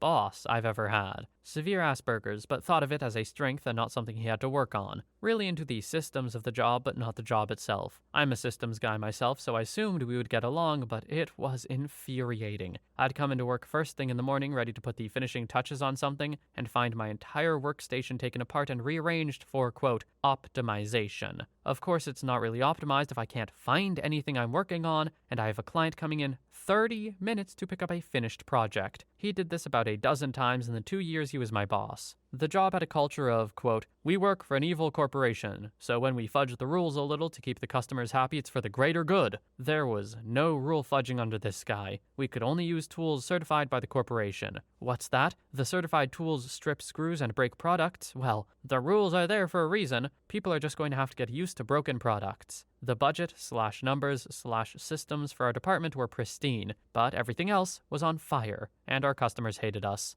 There were a ton of weirdos at that job, myself included probably. The background check was essentially, so long as you can pass a cannabis P test, you're in. So my coworkers were various combinations of felons, dealers, college kids, educated professionals, people who couldn't get hired anywhere else, and, well, really anybody. People got drunk on their lunch breaks. My assistant manager, not the guy the post is about, but his assistant, got high in the bathroom constantly. You get the idea. I have some pretty serious learning disabilities, and I was considered to be one of the smartest guys there, if that paints a good picture. Story 38. I have PTSD because of the worst coworker I've experienced. She was nasty and abusive to everyone. She lied to her supervisor about me on several occasions and falsely accused me of wrongdoing. My boss allowed me to listen to music while I worked, and this woman complained to her boss about it. They made a new rule that we couldn't listen to music, and my boss overturned it for me. I wasn't supposed to answer the phones, and she complained it wasn't fair I didn't have to do that. So her boss decided I had to answer phones. My doctor told my HR I was not to answer phones. That's a tale for another time. Her boss tried to recruit me for the team because I was doing a good job, but I refused. There was too much drama on that team, and I did not want to work with this woman anymore. I had to sit next to her because she and I did the same job. She used to lean over all the time to scold me for stupid things I didn't even do wrong. I was constantly stressed. I wound up having a breakdown after 2 months and almost got hospitalized. I was out of work for 2 weeks on FMLA, and then when I returned, I applied for a new team and got hired the next day on Friday. On Monday, it was announced to the team I'd be leaving the following day. When the end of my shift came on Tuesday, my coworker waited for me by the bathrooms to ambush me on the way out, yelling at me for not having any, quote, professional courtesy to tell her I was leaving, as well as some other nasty remarks. Now I have nightmares and flashbacks to that time. I have panic attacks when I'm in certain situations that remind me of it. Like when my current supervisor told me she was having a few people on the team help out the phone team. She wasn't saying I would because she knows about my restriction, but it still caused a panic attack when she brought it up and I had to take my Xanax to help calm me down. But the rest of the shift was hard. Story 39. As much as it's not his fault and I feel like a jerk saying it, my worst coworker was a man with a debilitating stutter. I was 20, working for a company that decontaminated clean rooms all around New England. I worked very closely alongside the project manager / second in command of the company. More or less my schedule mirrored his, because I'd catch rides with him to the day jobs, and more often than not we'd take on the big bait together. He had a neighbor who we will call Gary. Older guy, must have been in his late 50s to mid-60s. As a kid he wandered off from his parents in the woods and got lost there for a few days. Not sure what happened in there, or if it was just because of the pure shock and terror that it probably causes for a very young child. But when they finally found him, he had developed a stutter. It's not just your normal fumble a few times stutter. In most cases, he can't complete a sentence without singing it. Singing is the only time he doesn't stutter. He would sing, about how he feels blessed during the times he can get out 3 whole words without stuttering 20 times. My boss threw him a bone for some work, and took him on more than a few jobs with us, and a couple of them had some pretty damn strict SOPs and all that fun stuff. Now, like I said, I feel like a jerk, cause it's through absolutely no fault of his own, but the inability to quickly communicate just about anything made it incredibly difficult to effectively work together, which had at times resulted in unsatisfactory work in the eyes of the companies paying us. It also would, without exaggeration, typically add an extra hour or 2 onto our already long days. Small business. My project manager was very overworked. He often picked me up at 5 a.m. and dropped me off around 11 p.m. The good days were when we were home any time sooner. Part of the reason I parted ways. He had a good work ethic though, and I loved having him sing to me. Great guy, but man, did he make my days harder. Story 40. The one who had been raised by an anti-vax, corporate-hating, politically opinionated but doing crap all, law-evading, guessing from how much they moved for a, quote, change and certain comments, view-pushing mother who brought it all to work. But that wasn't the worst. The worst was that they got a dog, and then they psychologically and physically abused it every day without even realizing. Thinking what they did was just fine. Is the dog eating? Dunno. Bowl is full though, so I don't have to fill that. She doesn't want to walk anymore? Better just drag her along. She's still a puppy and not fully house-trained. Better shove her on the balcony for having an accident until she pees again. Needs the rest of her puppy shots? Nah, she's fine. Thank God they had to move again and couldn't take her. We said we'd take her, and when we did a home visit to get used to us, she vomited 12 times after we fed her because she hadn't eaten in so long her stomach couldn't take it. The emergency vet told us she was severely malnourished. We refused to give her back. even paying the $500 they wanted for her being a purebred. I literally don't care. I just wanted her out of there. She was 1.5 pounds at 9 months old when she should have been at least 4, Chihuahua. You could feel all her bones. She hid where she was going to the bathroom for months even though we took her out regularly. She would not eat at all if we were near her. She never made a sound, no barking, no whining. Everything scared her. But God, was it satisfying when she opened up. My other dog, who was 7 months, helped so much. She was never rambunctious or loud, but he taught her how to trust us, how to play, how to come for some loving pets instead of hiding. She was the sweetest girl who would follow us anywhere and loved the sun. Also, the snow, which was hilarious given how small she was. And when she did rarely play, it was the best sight in the world. I get angry every time I think about what was done to her for those months at my coworkers, and how it shaped the rest of her life. Also how the SPCA in our area is so useless, they wouldn't help her. Story 41. Oh goodness, there are so many. 1. Working in a warehouse. The girl who manned the desk and answered the phones came to work still in her club clothes. She stumbled out of the car that dropped her off, and she was clearly still drunk. Tried to answer the phone upside down, think earpiece to mouth, and was called to the manager's office so he could tell her she needed to go home. Even sent a guy to escort her to the office, but he left her at the bathroom, which was right outside the manager's office. And then she disappeared, like just vanished. We had to shut down everything and pull guys to search the warehouse and attached furniture store. We were fearing she had stumbled out into the showroom and passed out on some display furniture or something. Next thing we know, one of the delivery guys comes back from a delivery and says he just saw her stumbling down the side of a very busy roadway. Sent him back out to get her and got her home. She couldn't clearly tell him where she lived, but thankfully one of the other managers lived in the same complex as her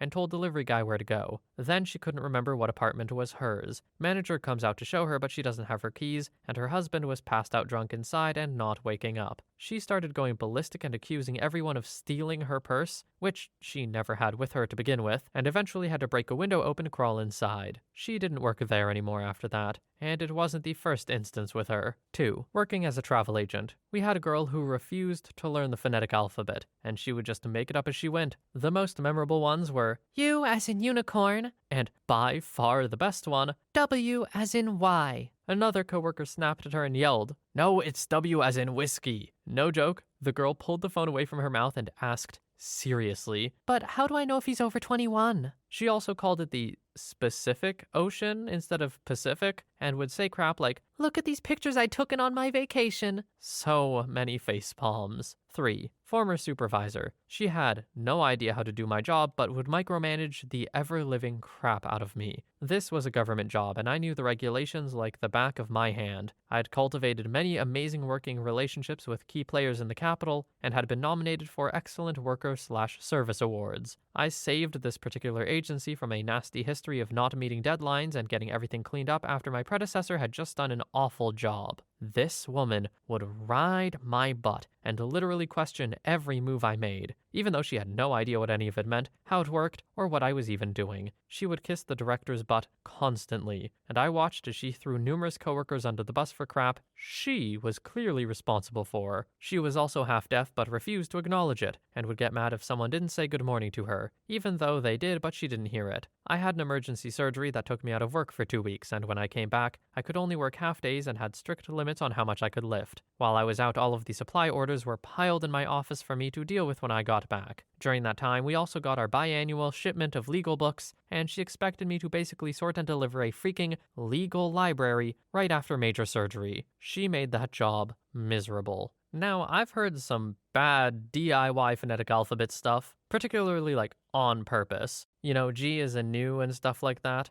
but W as in Y is crazy. If I were on the phone having trouble hearing the person and I heard that, I'd probably just hang up, man. Story 42. I worked in a deli with this girl who, in her own words, didn't have any friends, so I invited her to start hanging out with me and my roommates, who also happened to work in the deli as well. She was a terrible employee, however. The night shift would empty the garbage cans and they'd usually be wet at the bottom, so they wouldn't put a bag in them in order for them to air out overnight and not get so moldy. She came in for morning shift and had a bad habit of, quote, forgetting to put in a new liner. Instead, she would throw morning trash into these empty trash cans, making it really difficult to empty them. Another time, she was changing the oil in the fryers and left the flue open, so every time she poured in a new bottle of oil, it was just running out of the bottom. I literally don't know how someone could be so dumb. but she just kept putting new oil into the dryer without closing the flue. So by the time the mid-shift came in, there was oil covering the floor of the deli. It was so bizarre. I don't know why she didn't get fired after that. Despite this, we persisted in our friendship because we truly did like her as a person. We had her over to our apartment a few times before the incident. One day, we decided to host a little movie party. I was in a long-distance relationship with my boyfriend at the time, but he drove 2 hours to come to this tiny party we were having. It wasn't anything spectacular. It was just my roommates, my boyfriend, and the coworker. She started coming on to him really hard during the party, but we'd had a few drinks and I didn't really think anything of it. As the night wore on, she showed no intention of leaving. So around 2 a.m., after everyone else had wandered off to bed, I made her a comfy little area on the couch and then I went to my room. My boyfriend said he was going to use the bathroom and then meet me there. I was a little drunk, so I didn't question this and I fell asleep. Apparently, they screwed in my living room. He broke up with me the next day and moved in with her by the end of the week. It was humiliating. He had been looking to move to my town for some time, so I take one small ounce of comfort in that fact, but wow, I didn't picture it happening that way. He was my very first boyfriend ever, so that was a great leap into the pool of dating for me. When the rest of the deli found out what happened, she got pretty ostracized and wound up walking out one day. I don't really know what she expected to happen after she slept with my boyfriend in my own freaking house and was the worst employee ever, but whatever. That's my worst coworker and worst boyfriend all in one. I'm glad OP specified worst boyfriend as well. I don't know, I hear weird stories about cheating where they're all blaming it on the person that they cheated with. Not, their ex-partner who cheated. Who, by the way, has to have some hand in cheating. It doesn't just be like, oops, I accidentally... it doesn't happen. Story 43. Oh man, I used to be an EMT for a private ambulance service. I worked with paramedics on 24-hour trucks, picking up basic and advanced life support patients. I enjoyed my job at first, as well as most of the people I worked with, but eventually I saw a lot of crap get swept under the rug, things I didn't agree with on a moral and legal basis, so I quit. One of these paramedics I used to work with was a total jerk. And normally that was because they'd seen enough crap in their career to become desensitized to pretty much everything, which to me warranted a certain amount of professional respect, regardless of how I felt about their personalities otherwise. Well, not this guy. He won his paramedic license from an auction or cereal box because he didn't know crap about emergency medical services. He would spout off ridiculous knowledge and belittle anyone who tried to undermine him, which was normally me because I loved being a smart aleck and loved it even more when I had the chance to make him look like an idiot. It came to a head one night where he spent 10 minutes in the back of an ambulance trying to administer a dose of blood pressure medication to a rather non-emergent patient in the ambulance parking lot. He eventually gave up, we took the patient out, but I stopped to let another county ambulance park. They normally come in emergent, higher priority. He slammed the stretcher, patient loaded, into the back of me to get me to go. Screw that.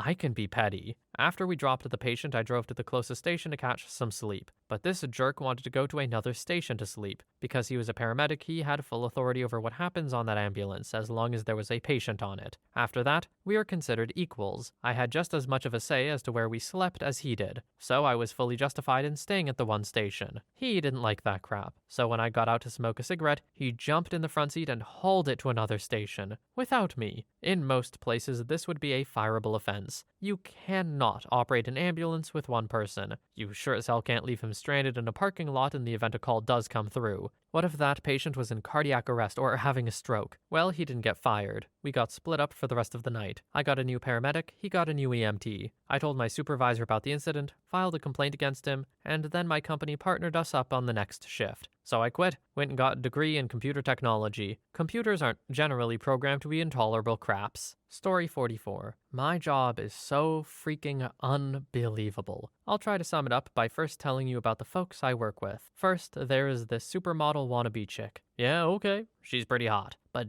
damn is she completely useless. The girl is constantly fixing her hair or putting on makeup. She is extremely self-centered and has never once considered the needs or wants of anyone but herself. She is as dumb as a box of rocks, and I still find it surprising she has enough brain power to continue to breathe. The next chick is the complete opposite. She might be one of the smartest people on the planet. Her career opportunities are endless, and yet she's here with us. She is a 0 on a scale of 1 to 10. I'm not even sure she showers. I think she might be a lesbian because every time we drive by the hardware store, she moans like a cat in heat. But the jewel of the crowd has got to be the freaking stoner. And this guy is more than just your average pothead. In fact, he is baked before he comes to work, during work, and I'm sure after work. He probably hasn't been sober any time in the last 10 years, and he's only 22. He dresses like a beatnik throwback from the 1960s, and to make things worse, he brings his big freaking dog to work. Every day I have to look at this huge Great Dane walk around half stoned from the secondhand smoke. Hell, sometimes I even think it's trying to talk with its constant bellowing. Also, both of them are constantly hungry, requiring multiple stops to McDonald's and Burger King every single day. Anyway, I drive these guys around in my van and we solve mysteries and crap.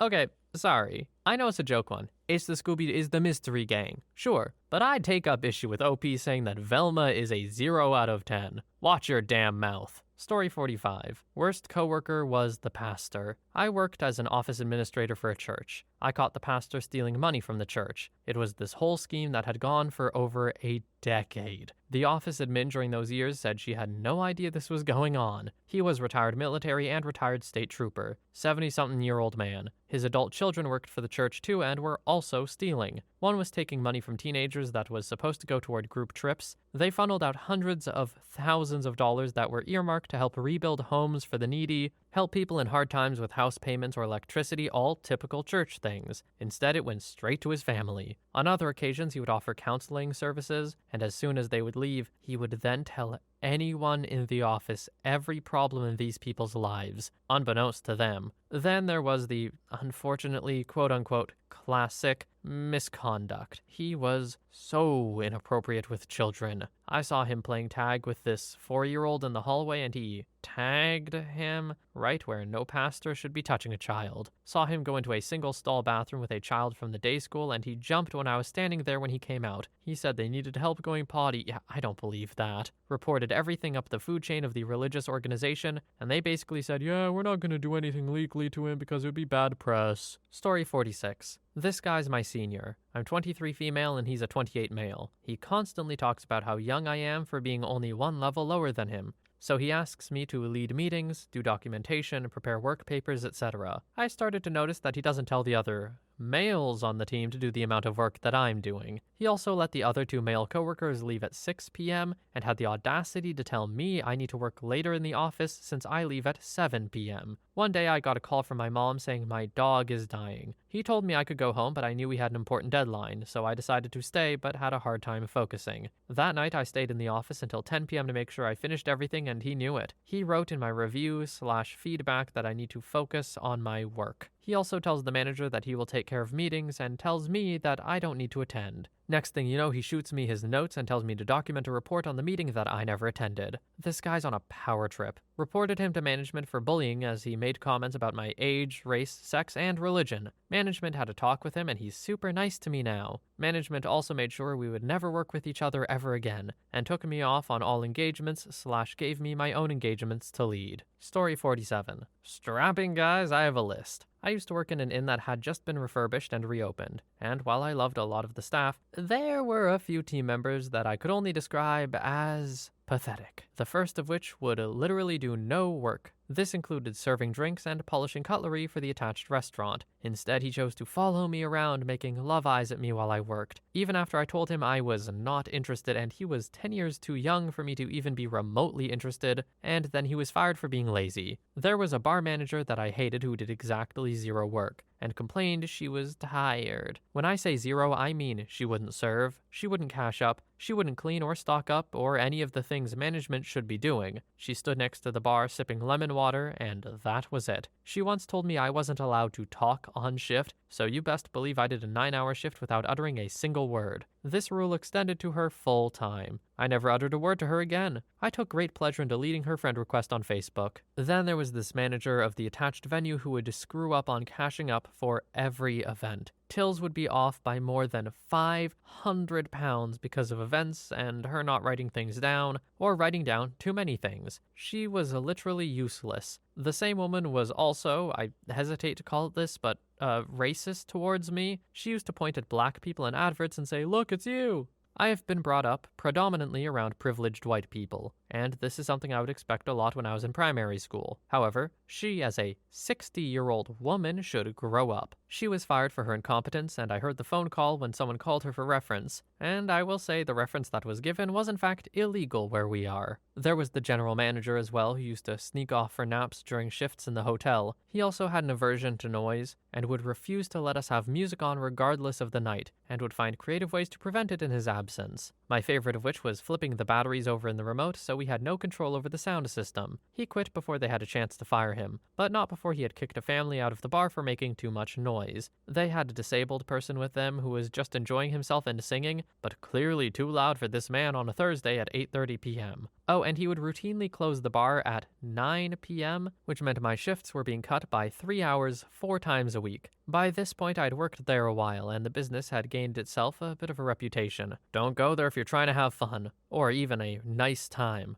Largely due to this man. It was at this point that the owners brought in a lady who owned the busiest pub in town to help us out. Let's call her Nikki. Well, Nikki was a bloody nightmare. She used to bring her dog in that would fart all the time, and it stank. Pretty sure she used to feed him quavers to make it worse. She settled into the habit of texting me my shifts for the next week, refusing to post our shifts on the WhatsApp group we used to have for this. She would send my rota on a Thursday afternoon, and did so for 3 weeks running. This was until one day she texts me on a Wednesday telling me it was unacceptable I had missed a busy lunchtime shift. Disclaimer, the most people we ever had in for lunch was 4. In the whole building. Ever. Nobody wanted to be there and the food wasn't that good. I told her she hadn't told me I was working that day, and Nikki told me it's my responsibility to know when my shifts are because I'm psychic apparently, and that my shifts for the weekend have been cancelled as punishment. I shrugged it off and thought, oh well, I'll go out and get drunk with my friends like an adult, not the child she was treating me as. That was until I get a text from a coworker telling me that Nikki had removed my name from the rota. She is fuming because I missed another shift, yes, the very one that was taken away from me. Since that shift, I was never contacted again. My calls were ignored, and conveniently, Nikki was never there when I dropped by. Oh, and it took 6 weeks and about 10,000 visits for me to get my last paycheck, which eventually I got one of the other managers to transfer to my bank. I still haven't been sent my last pay slip. This was 4 months ago. Now there are none of the original bar teams still there, and there are bets on when the place is going to shut down. I give it 6 months, max. Oh, and I neglected to mention the owners, who promised young staff 16 to 18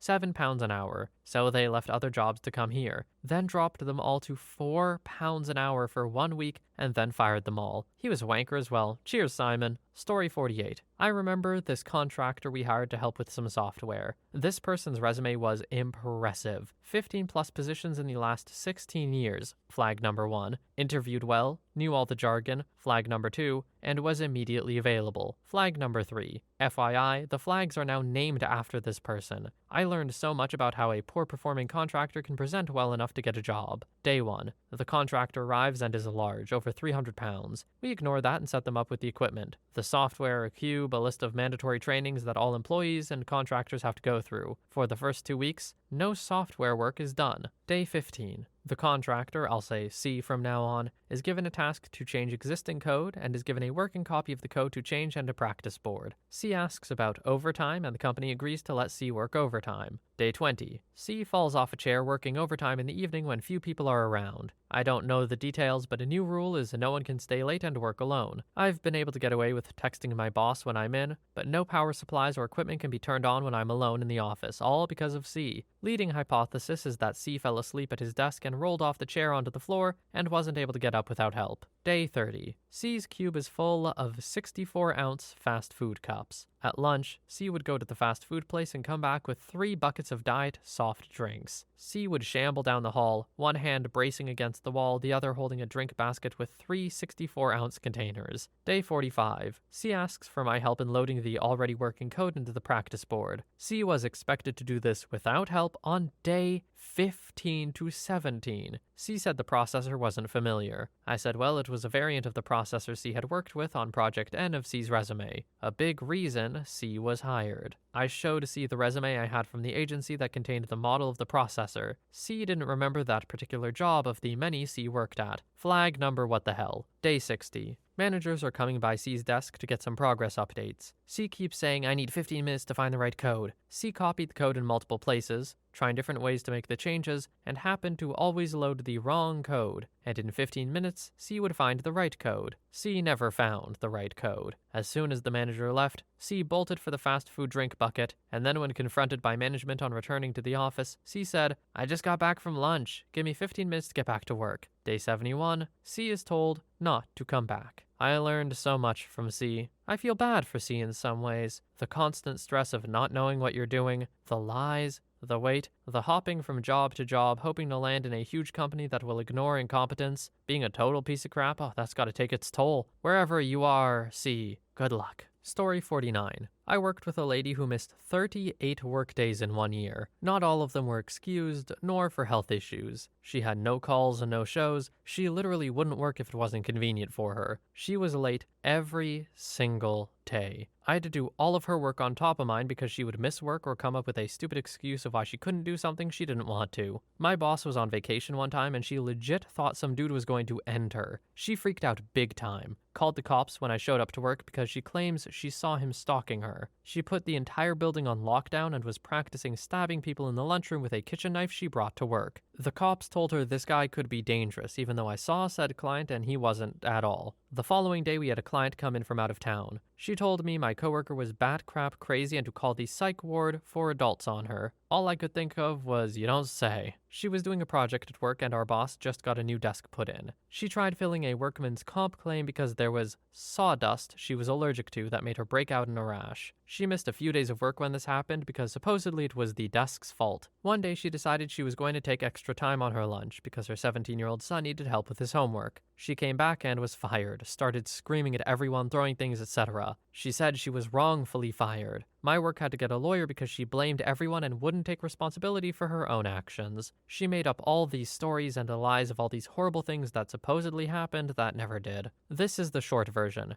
There is so much more to this, it's insane. And for some reason our boss never did anything about it, until one day our boss just got fed up and let her go. Story 50. I work in design, and this woman likes to criticize all design works. Her job is to build the sketches into 3D, so then the team can further design exploration and model studies, yet somehow she acts like she's the client. She likes to ask questions like, "Why are you doing the design like that? You look like idiots. Follow the client requirements. The building is ugly. I don't like the color. I don't like this design. I don't want to build it in 3D. In my mind, I go, girl, do you even understand what your job in the company is? The design of the project has been agreed between company and client after several meetings, and her job is just to input it into a computer. Yet she refuses to do so. I told this issue to my teammates, and surprisingly, everyone got the same experience. On the last day of her resignation, everyone pretended like nothing happened. Whenever she reached anyone's desk to say last words, the person stood up, took a piece of paper, and walked away from her. She was literally ghosted in the office on her last day. Story 51. Raging misogynist man baby. This was 19 years ago. I was 22 and a newly appointed supervisor in our collections department. I'd worked there 4 years and knew our job inside and out. I had to go to Kansas to do training for a new client. It was myself and 2 people from my office plus 3 people we have from our Arizona office, Mr. Misogyny being their supervisor. We lived in a hotel for 6 weeks while training. I was the only one with company credit card, so I had to pay for all of our meals and groceries during the trip. Mr. Misogynist was in his 40s and had recently just been hired to the company as he was friends with the Arizona manager. He didn't know our work, he didn't know the client, he didn't know anything about the job. But he put me down constantly due to my age and gender, saying things like, "Little girl, you'll understand better when you grow up." This, of course, was infuriating. We go through the training and he's barely keeping up, but apparently sending reports back to his buddy that I'm just awful and not very good at my job. Luckily, the director absolutely loved me and knew very well that that was a load of crap, so his scheming got him nowhere. The final part of our training took place in the Arizona office, as we had to get certified in order to train our employees on this client's systems. Now, I already had similar certifications as I was a primary trainer at our office, but it was a requirement. Mr. Misogyny was in his element since we were on his turf. He strutted around like a peacock and would just spout nonsense trying to sound cool. The systems we used back then required Internet Explorer 4 or later. We were talking with the trainer confirming the system's requirements, and he says, "Oh yeah, we have Windows 4, we're good." I just kinda looked at him like, "Do you mean Windows 98 with IE4? He got so angry, and he started yelling, "No, little girl, it's Windows 4, don't you question me." Everyone was shocked at how quickly he became enraged. He looked at the trainer and asked her, "Will you please tell her what the requirements are?" She looked at him and deadpan said, "Internet Explorer 4 on Windows 98. He stormed off, and I later found out he demanded I be fired for, quote, disrespecting him in front of the client. That did not happen. A funny side story about this guy: while in the grocery store buying food for everyone, I was in the aisle of organic stuff, as I was vegetarian at the time. He was with me shopping for his people. He picks up an item and asks me if I wanted Annie's Bune Shape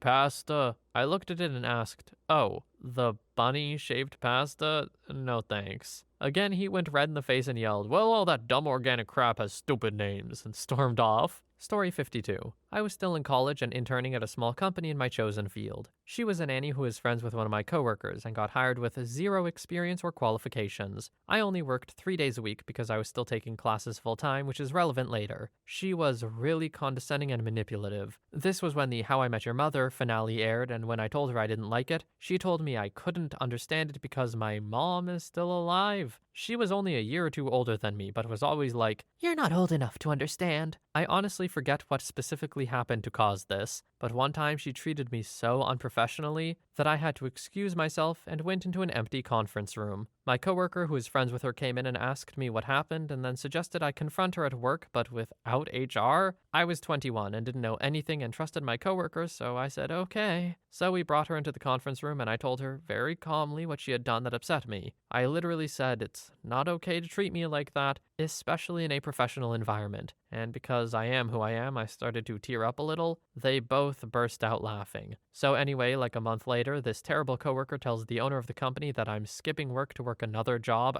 I was going to class because, I was still in college, and he fired me for it. I somehow negotiated 2 more weeks of work after being fired, but when I got back into my shared office, she had all my things packed for me. When I didn't take it all with me, she said, "You're supposed to be fired." So, I know this is long, but this girl is a miserable human, and I've never talked to anyone about this. So, whew, that felt good to get out. Story 53. I already replied to this, but I forgot someone who was way worse, actually. I worked in a warehouse over the summers back in high school. There were a lot of high school kids who worked there as it was an easy job to get. This one guy I worked with was one of those people who would think everyone should love them and tried to get away with everything. He would hardly show up to work at all, and whenever he did, he was high. He harassed multiple women in the workplace, but what he did to eventually get fired was what made everyone truly despise him. The warehouse I worked in didn't have AC, but we worked in the blistering hot summers. The work was grueling, and the only thing we had to lighten the workload was music. We were allowed to listen to music of our choosing as long as we only had one earbud in. This guy one day was listening to music with both earbuds in, and he freaking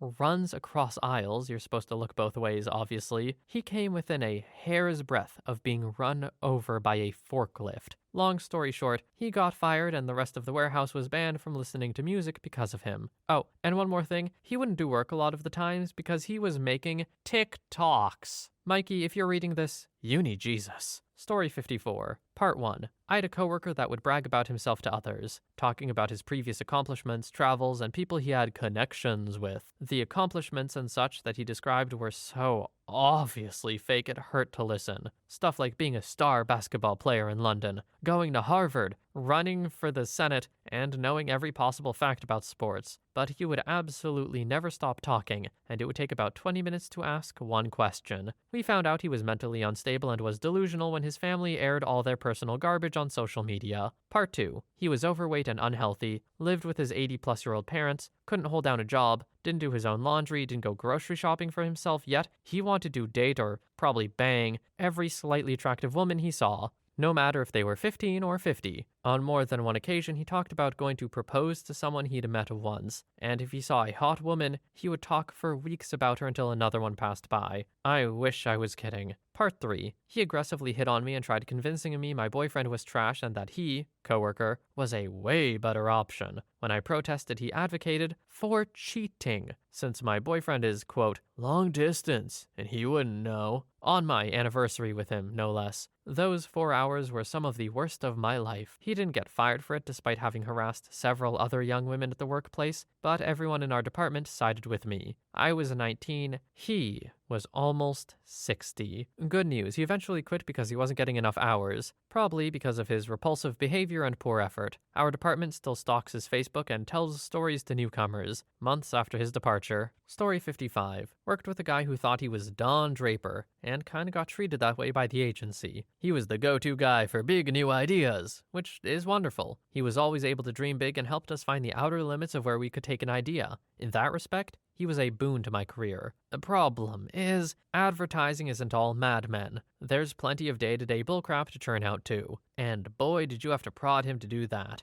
Anytime we were paired up to do work on the more mundane stuff, it didn't matter if I got him copy quick. He'd usually be pulling together a design last second, or pushing for more time before we reviewed it. Which, hey, no big qualms here, I'm getting my stuff done. And surely the higher-ups know they're overworking him, so that's why they work with him to get extensions to finish projects. Turns out dudes throwing people under the bus. After a few months working on this team, I have a catch-up meeting with my supervisor. Mixed into observations and things I need to work on, I get complaints about being slow on sending in copy. This shocks me because unless I was absolutely slammed, I'd crank stuff out an hour or two after getting an assignment or regrouping with an art director. I nod along, pledge to keep making sure I'm on top of it. Whatever, small potatoes. We can all do better. Then my supervisor says people have complained that I'm always gaming or watching movies. I perk up a bit more. I never game or watch movies at work. I do listen to covers of video game and movie music on YouTube, some of which includes clips from those. I can see where the confusion comes from, so whatever. Anyway, turns out those complaints come from Mr. Draper, used as an excuse for why our collective work was frequently delayed. It clicked on a later project that he was team lead for, where he told me and another writer we needed to just, quote, write like 100 headlines. So we did. And when we presented ideas further up the chain, surprise, surprise, our ideas weren't where we needed to be. Dude talked to my supervisor, who then called me and the other writer, and it was made clear he had 100% pinned the failure on us, despite us just following orders, despite asking if we needed to work on making the project deeper than just headlines. On top of it all, he gets huffy when he doesn't get his way. If you tweak part of his idea, he gets all pouty, and instead of seeing how we're just trying to evolve the idea, he goes straight to, so we just can't do that at all and it sucks and we're just gonna do something stupid. Story 56. Oh boy,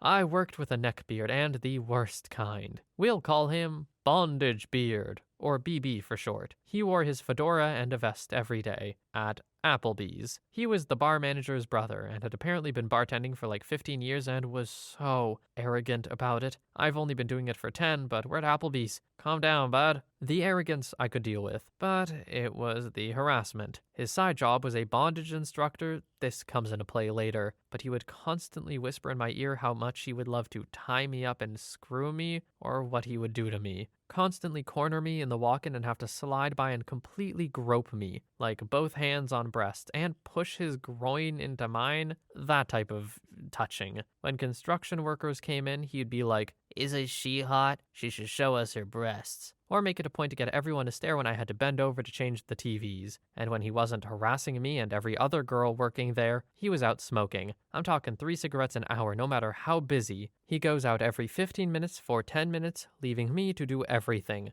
I was the only bartender who had to work behind the bar with him, and honestly, thank God, because I moonlit as an e-thought, so I'm used to gross people like him. But every night I would leave with a new bruise from where he has dry banged me into the bar. Everything came to a head on Halloween. I was supposed to be off, but agreed to come in clothes for him so he could take his sons trick-or-treating. I was wearing a schoolgirl costume for after work. But when he saw me, I saw his eyes cloud over like a shark about to devour a meal. The bar is wrapped with college boys and the same construction workers he would encourage to harass me. And about 15 minutes into the shift and right before he was about to leave, I'm making a drink. I hear him say, "Check this out." And before I'm even halfway aware of what's going on, he had pulled the bandana from my hair and used it to tie my hands behind my back. In all of about 15 seconds, he had my hands restrained and pulled my shirt down to the point my full bra was exposed and tucked the back of my skirt into my underwear. When I say I started crying, that's an understatement. I fell to the floor in an attempt to use my knees to cover myself while still sitting to cover my butt, literally, and was shaking and bawling. The lead server and my best friend saw everything and ran back to get our manager on duty, who, unfortunately for me, happened to be his brother. He came out, saw me, told Bondage Beer to go outside and smoke, and helped me get untangled and covered up. I told him I was going home and that his brother could finish the shift that was meant to be his. The next morning, every single server came forward with written statements about about how BB had made them uncomfortable, and instead of him being fired, we were told that everywhere he had worked, the girls gang up on him and accuse him of this stuff. The bar manager thought I was the ringleader and fired me on the spot, leaving BB to take the shifts I worked for a year to earn, and me without a job. I hear now he's the bar manager and they can't keep female servers at that store. I wonder why.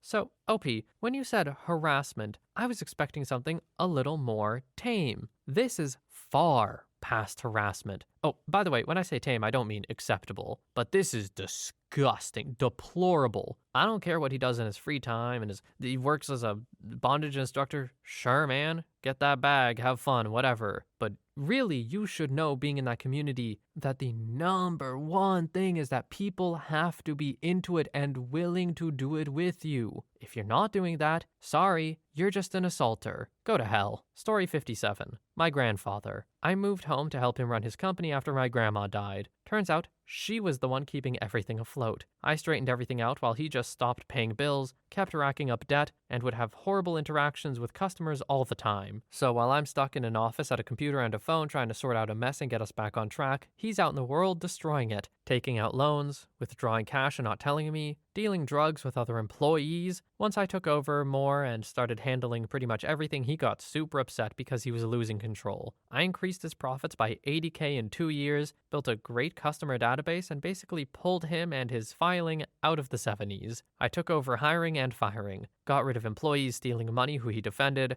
employees doing drugs who he defended, and employees who just didn't work who he defended. Turns out he was hiring people just like him so he could sort of have control. Hired down and out people who would depend on him so he could get away with crap. I ended up leaving for a few weeks since I had worked nonstop for 3 years at this point, no days off. Went to hang out with my fiancé. Came back to a complete crap show. All the good employees were fired, bunch of addicts working there, and about 100-something emails from jobs that had been screwed up demanding refunds. The account was in the negative by thousands, and turns out all the now ex-employees' checks and 2 of mine bounced. I signed all the checks before I left, so when a check bounced at my bank that I signed, they investigated and closed my account for 2 weeks before I could get it straightened out. It was a nightmare. He's a piece of crap of a person. I quit, obviously. I run into former clients every once in a while and they'll either avoid me, which I didn't understand, or they'll ask me what the hell happened. Turns out he talks about me constantly, and basically everything he does, he tells them I did it, and that he, quote, ran me off for dealing drugs and stealing money. If he wasn't 70-something, I'd knock the crap out of him. Haven't talked to him in almost 3 years, and I still hear that crap he talks. Story 58. I currently have a coworker who is a nightmare. I work in a chemistry lab, graduate school, and this girl has personally victimized almost everyone there. Even professors at the university refuse to work with her. One day I came into work and she seemingly wanted to just ruin my life, making up lies to get everyone in the lab against me. She also used to send me pictures of stray cats that look like my cat and say that she can't wait until they die, or just to generally talk about my animals being eaten to death. Like,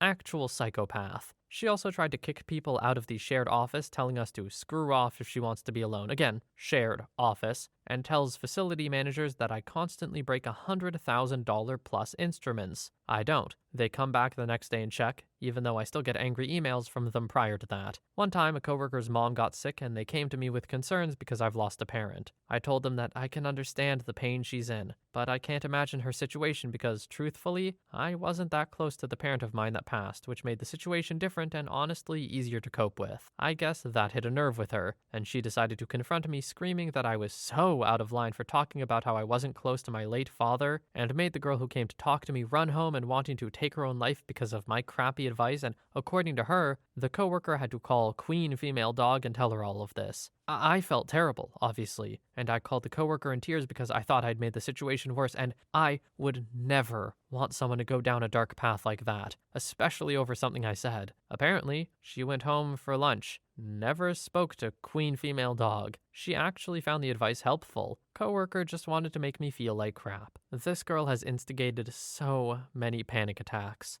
I have panic disorder, but I almost passed out in my lab numerous times over just her presence. Getting a chem PhD is taxing, but this situation has made me run back to therapy and meds faster than anything in my life. I've been picked on before, but going to work is torture. Probably the worst parts of this are 1. My advisor says he doesn't want to get involved and won't intervene, and 2. Since she's such a female dog, she couldn't find a job after earning her PhD, so now she does contract work through my lab. I get to deal with her until I graduate. Story 59. My old boss was one for the history books. In fact, my entire team was, but I'll just focus on my boss because she was by far the worst. She was 63. I had to teach her how to copy and paste a URL into the body of an email. It blew her mind. She hated her home life. So much so she had an inflatable mattress in the office and would regularly stay the night. I'm talking multiple times a week. Same clothes, multiple days, and also our office was tiny, so her mattress was always directly in front of and blocking my computer/desk area. I'd come into the office, she'd be asleep on her air mattress, same clothes from yesterday, in front of my desk.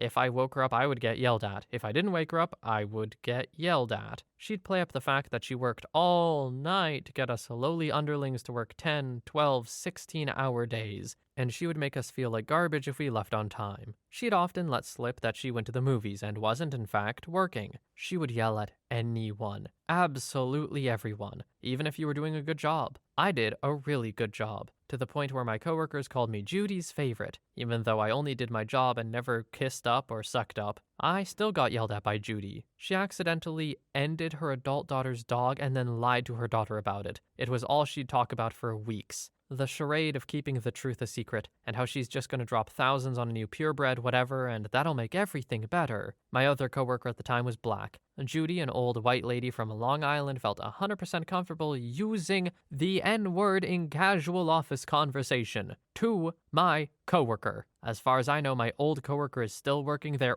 Why? I'll never know. The N-word thing was the last straw for me. I could handle a cranky old cow who hated her home life so much she slept at the office. But casual and blatant racism on top of that, yeah, I'm good. I don't need that. I was not being paid enough. I gave my resignation after 3 months, and Judy literally begged me to stay. Suffice it to say, I did not. Story 60. For 3 years, I worked with a 40-year-old married mother of 2 who harassed me for literally 2 of the 3 years straight. After my first year at work, I was moved into a different department where I worked alongside this woman. However, in this department, we would have long shifts where it was just the 2 of us in the same small room for hours on end, the smallest shift being 5 hours alone together. The first 2 months was just casual conversation, and at the time I was around 19 to 20 years old. I'm now 21, 22 soon. However, it didn't take long for the conversations to become slightly flirty. I wasn't too bothered by this. It was harmless and nothing too wild. She was married and I was in a relationship. Hey, I didn't think anything of it. A few months after the initial flirting, it started getting a little full on. When I would walk past her, she would say stuff out loud like, "Oh, did you just grab my butt?" And when I said no, she would say things like, "How about you do next time?"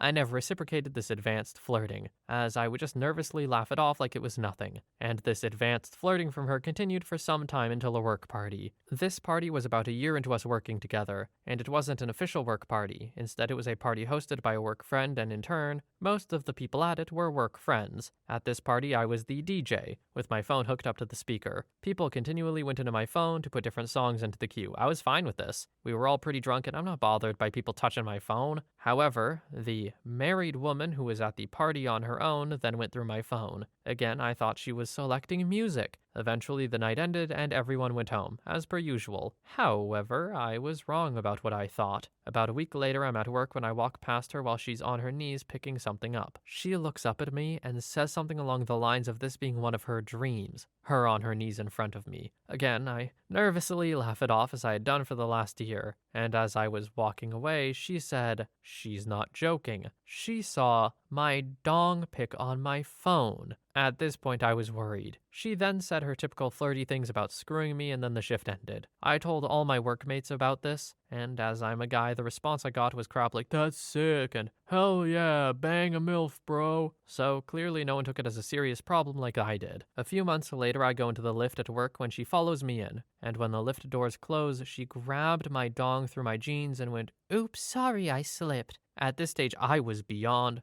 nervous, so I said, "You really shouldn't act like this if you're married and I have a girlfriend." Her response was that it was harmless work banter. The harmless banter continued for a few more months. Now we're almost 2 years into this story, and things start getting really out of hand. At work, she would constantly grab me, and when I wasn't paying attention, she would rub her butt up on me. One time she flashed me in the lift, and at this stage, I was on the verge of quitting my job, as I felt that if I had reported it, it wouldn't be taken seriously at all. The final straw was that one day I walk into the work locker room where she backs me into the corner and tries to kiss me. I pushed back and said I was super uncomfortable and that her trying to kiss me at work was borderline insanity. She then laughed this whole thing off and got out her phone and then proceeded to show me a number of explicit videos and photos of herself before grabbing me one more time and leaving. At this stage, I was at my breaking point. I reported I felt uncomfortable working around her and wanted to be moved into a new department. My wish was granted and the majority of the assault stopped. However, she would still harass me via Instagram and Snapchat for a little while longer. It didn't take me long to block her. During this time, I was unaware she had split from her husband during all of this, and I really didn't care when I found out either, until she used me as a crux to her issues. She reported me for interfering in her personal life and reported me for touching her at work and showing her explicit photos. A lot of crap went down because of this, and so did I. Fast forward to April 2020. After a bunch of allegations from her and a messy situation, she was kept and I was released. The reasoning was that the pandemic had affected the company and they couldn't afford me. Despite the fact we made $1 million over budget for 3 months in a row. After this situation, I now find myself unemployed and exiled from the store I worked in. My friends from work now understand what I was talking about, but won't stick their necks out for me now in fear of losing their jobs. Management has told me I will never be able to get a job within the business again, even at another state store, and that I should move on. I'm currently working through the legal system over this issue as I will not back down to them. All in all, my coworker essentially harassed and abused me to the point I asked to no longer work with her. When my wish was granted and I blocked her from social media, she kept harassing me through different apps. And when it came to the crunch time, she flipped the story on me and reported me for harassment and had me fired from my job. The issue of dudes finding any,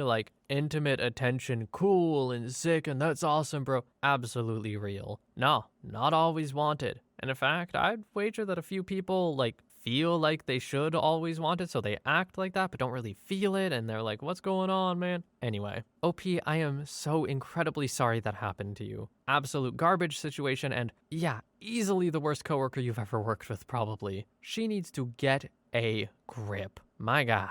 Story 61. I worked with a guy who wouldn't want to do work. He was hired on as an engineer and none of his references would call us back when we tried reaching out to them. He came into the office around 10:30 a.m. or so on his first day. He then came in later and later, coming in at 1:30 p.m. on his second or third week of work, which was strange since he had just started. And the person who showed up the latest to work typically came in around 11:30. So this new guy was coming in way after him. He would then come into work and be given easy tasks to do that engineers of our profession should be able to do in 5 or 10 minutes. He'd let these tasks sit around for weeks on end, and people depending on his work would then get really behind on their work. It was pretty bad. Throw in there 2 or 3 times he went completely AWOL by just not showing up or contacting our boss saying he was out for personal reasons or saying he was sick. We wouldn't know why he was missing. He would tell people different stories about why he was AWOL. He would tell us he was sick, but then he would tell our boss he had a doctor's appointment. At some point, he told me he would go out to bars by himself and he had no friends. He came into the office before smelling of liquor, according to one of my coworkers. The thing that tripped me out is that he would drink 3 or so 5-hour energy drinks within a 4-hour period when I was in the office with him. Because by the time he came into the office, I was about halfway done with my workday. The guy told me he had insomnia, which kind of makes sense. But then he kept coming up with the different excuses as to why. It was really strange. His apartment was too loud. Then he was sensitive to blue light. Then it was the overall brightness of his apartment at night was too bright. Very strange stuff. The last weird thing was when he came into the office and had some burns and bruises on his foot, maybe his foot got run over by a car. He walked around the whole office with just one shoe and some strange shiny cream on his foot to help with the healing. It was the oddest thing to see him walking around like that. One coworker thought he'd been in a fist fight with someone, and he did live in a rougher area than us, so it's a possibility. He ended up getting fired after just 4 months of work. It really shows that you gotta vet your contractors/employees thoroughly. If someone doesn't have references you can talk to, by no means you should hire that person.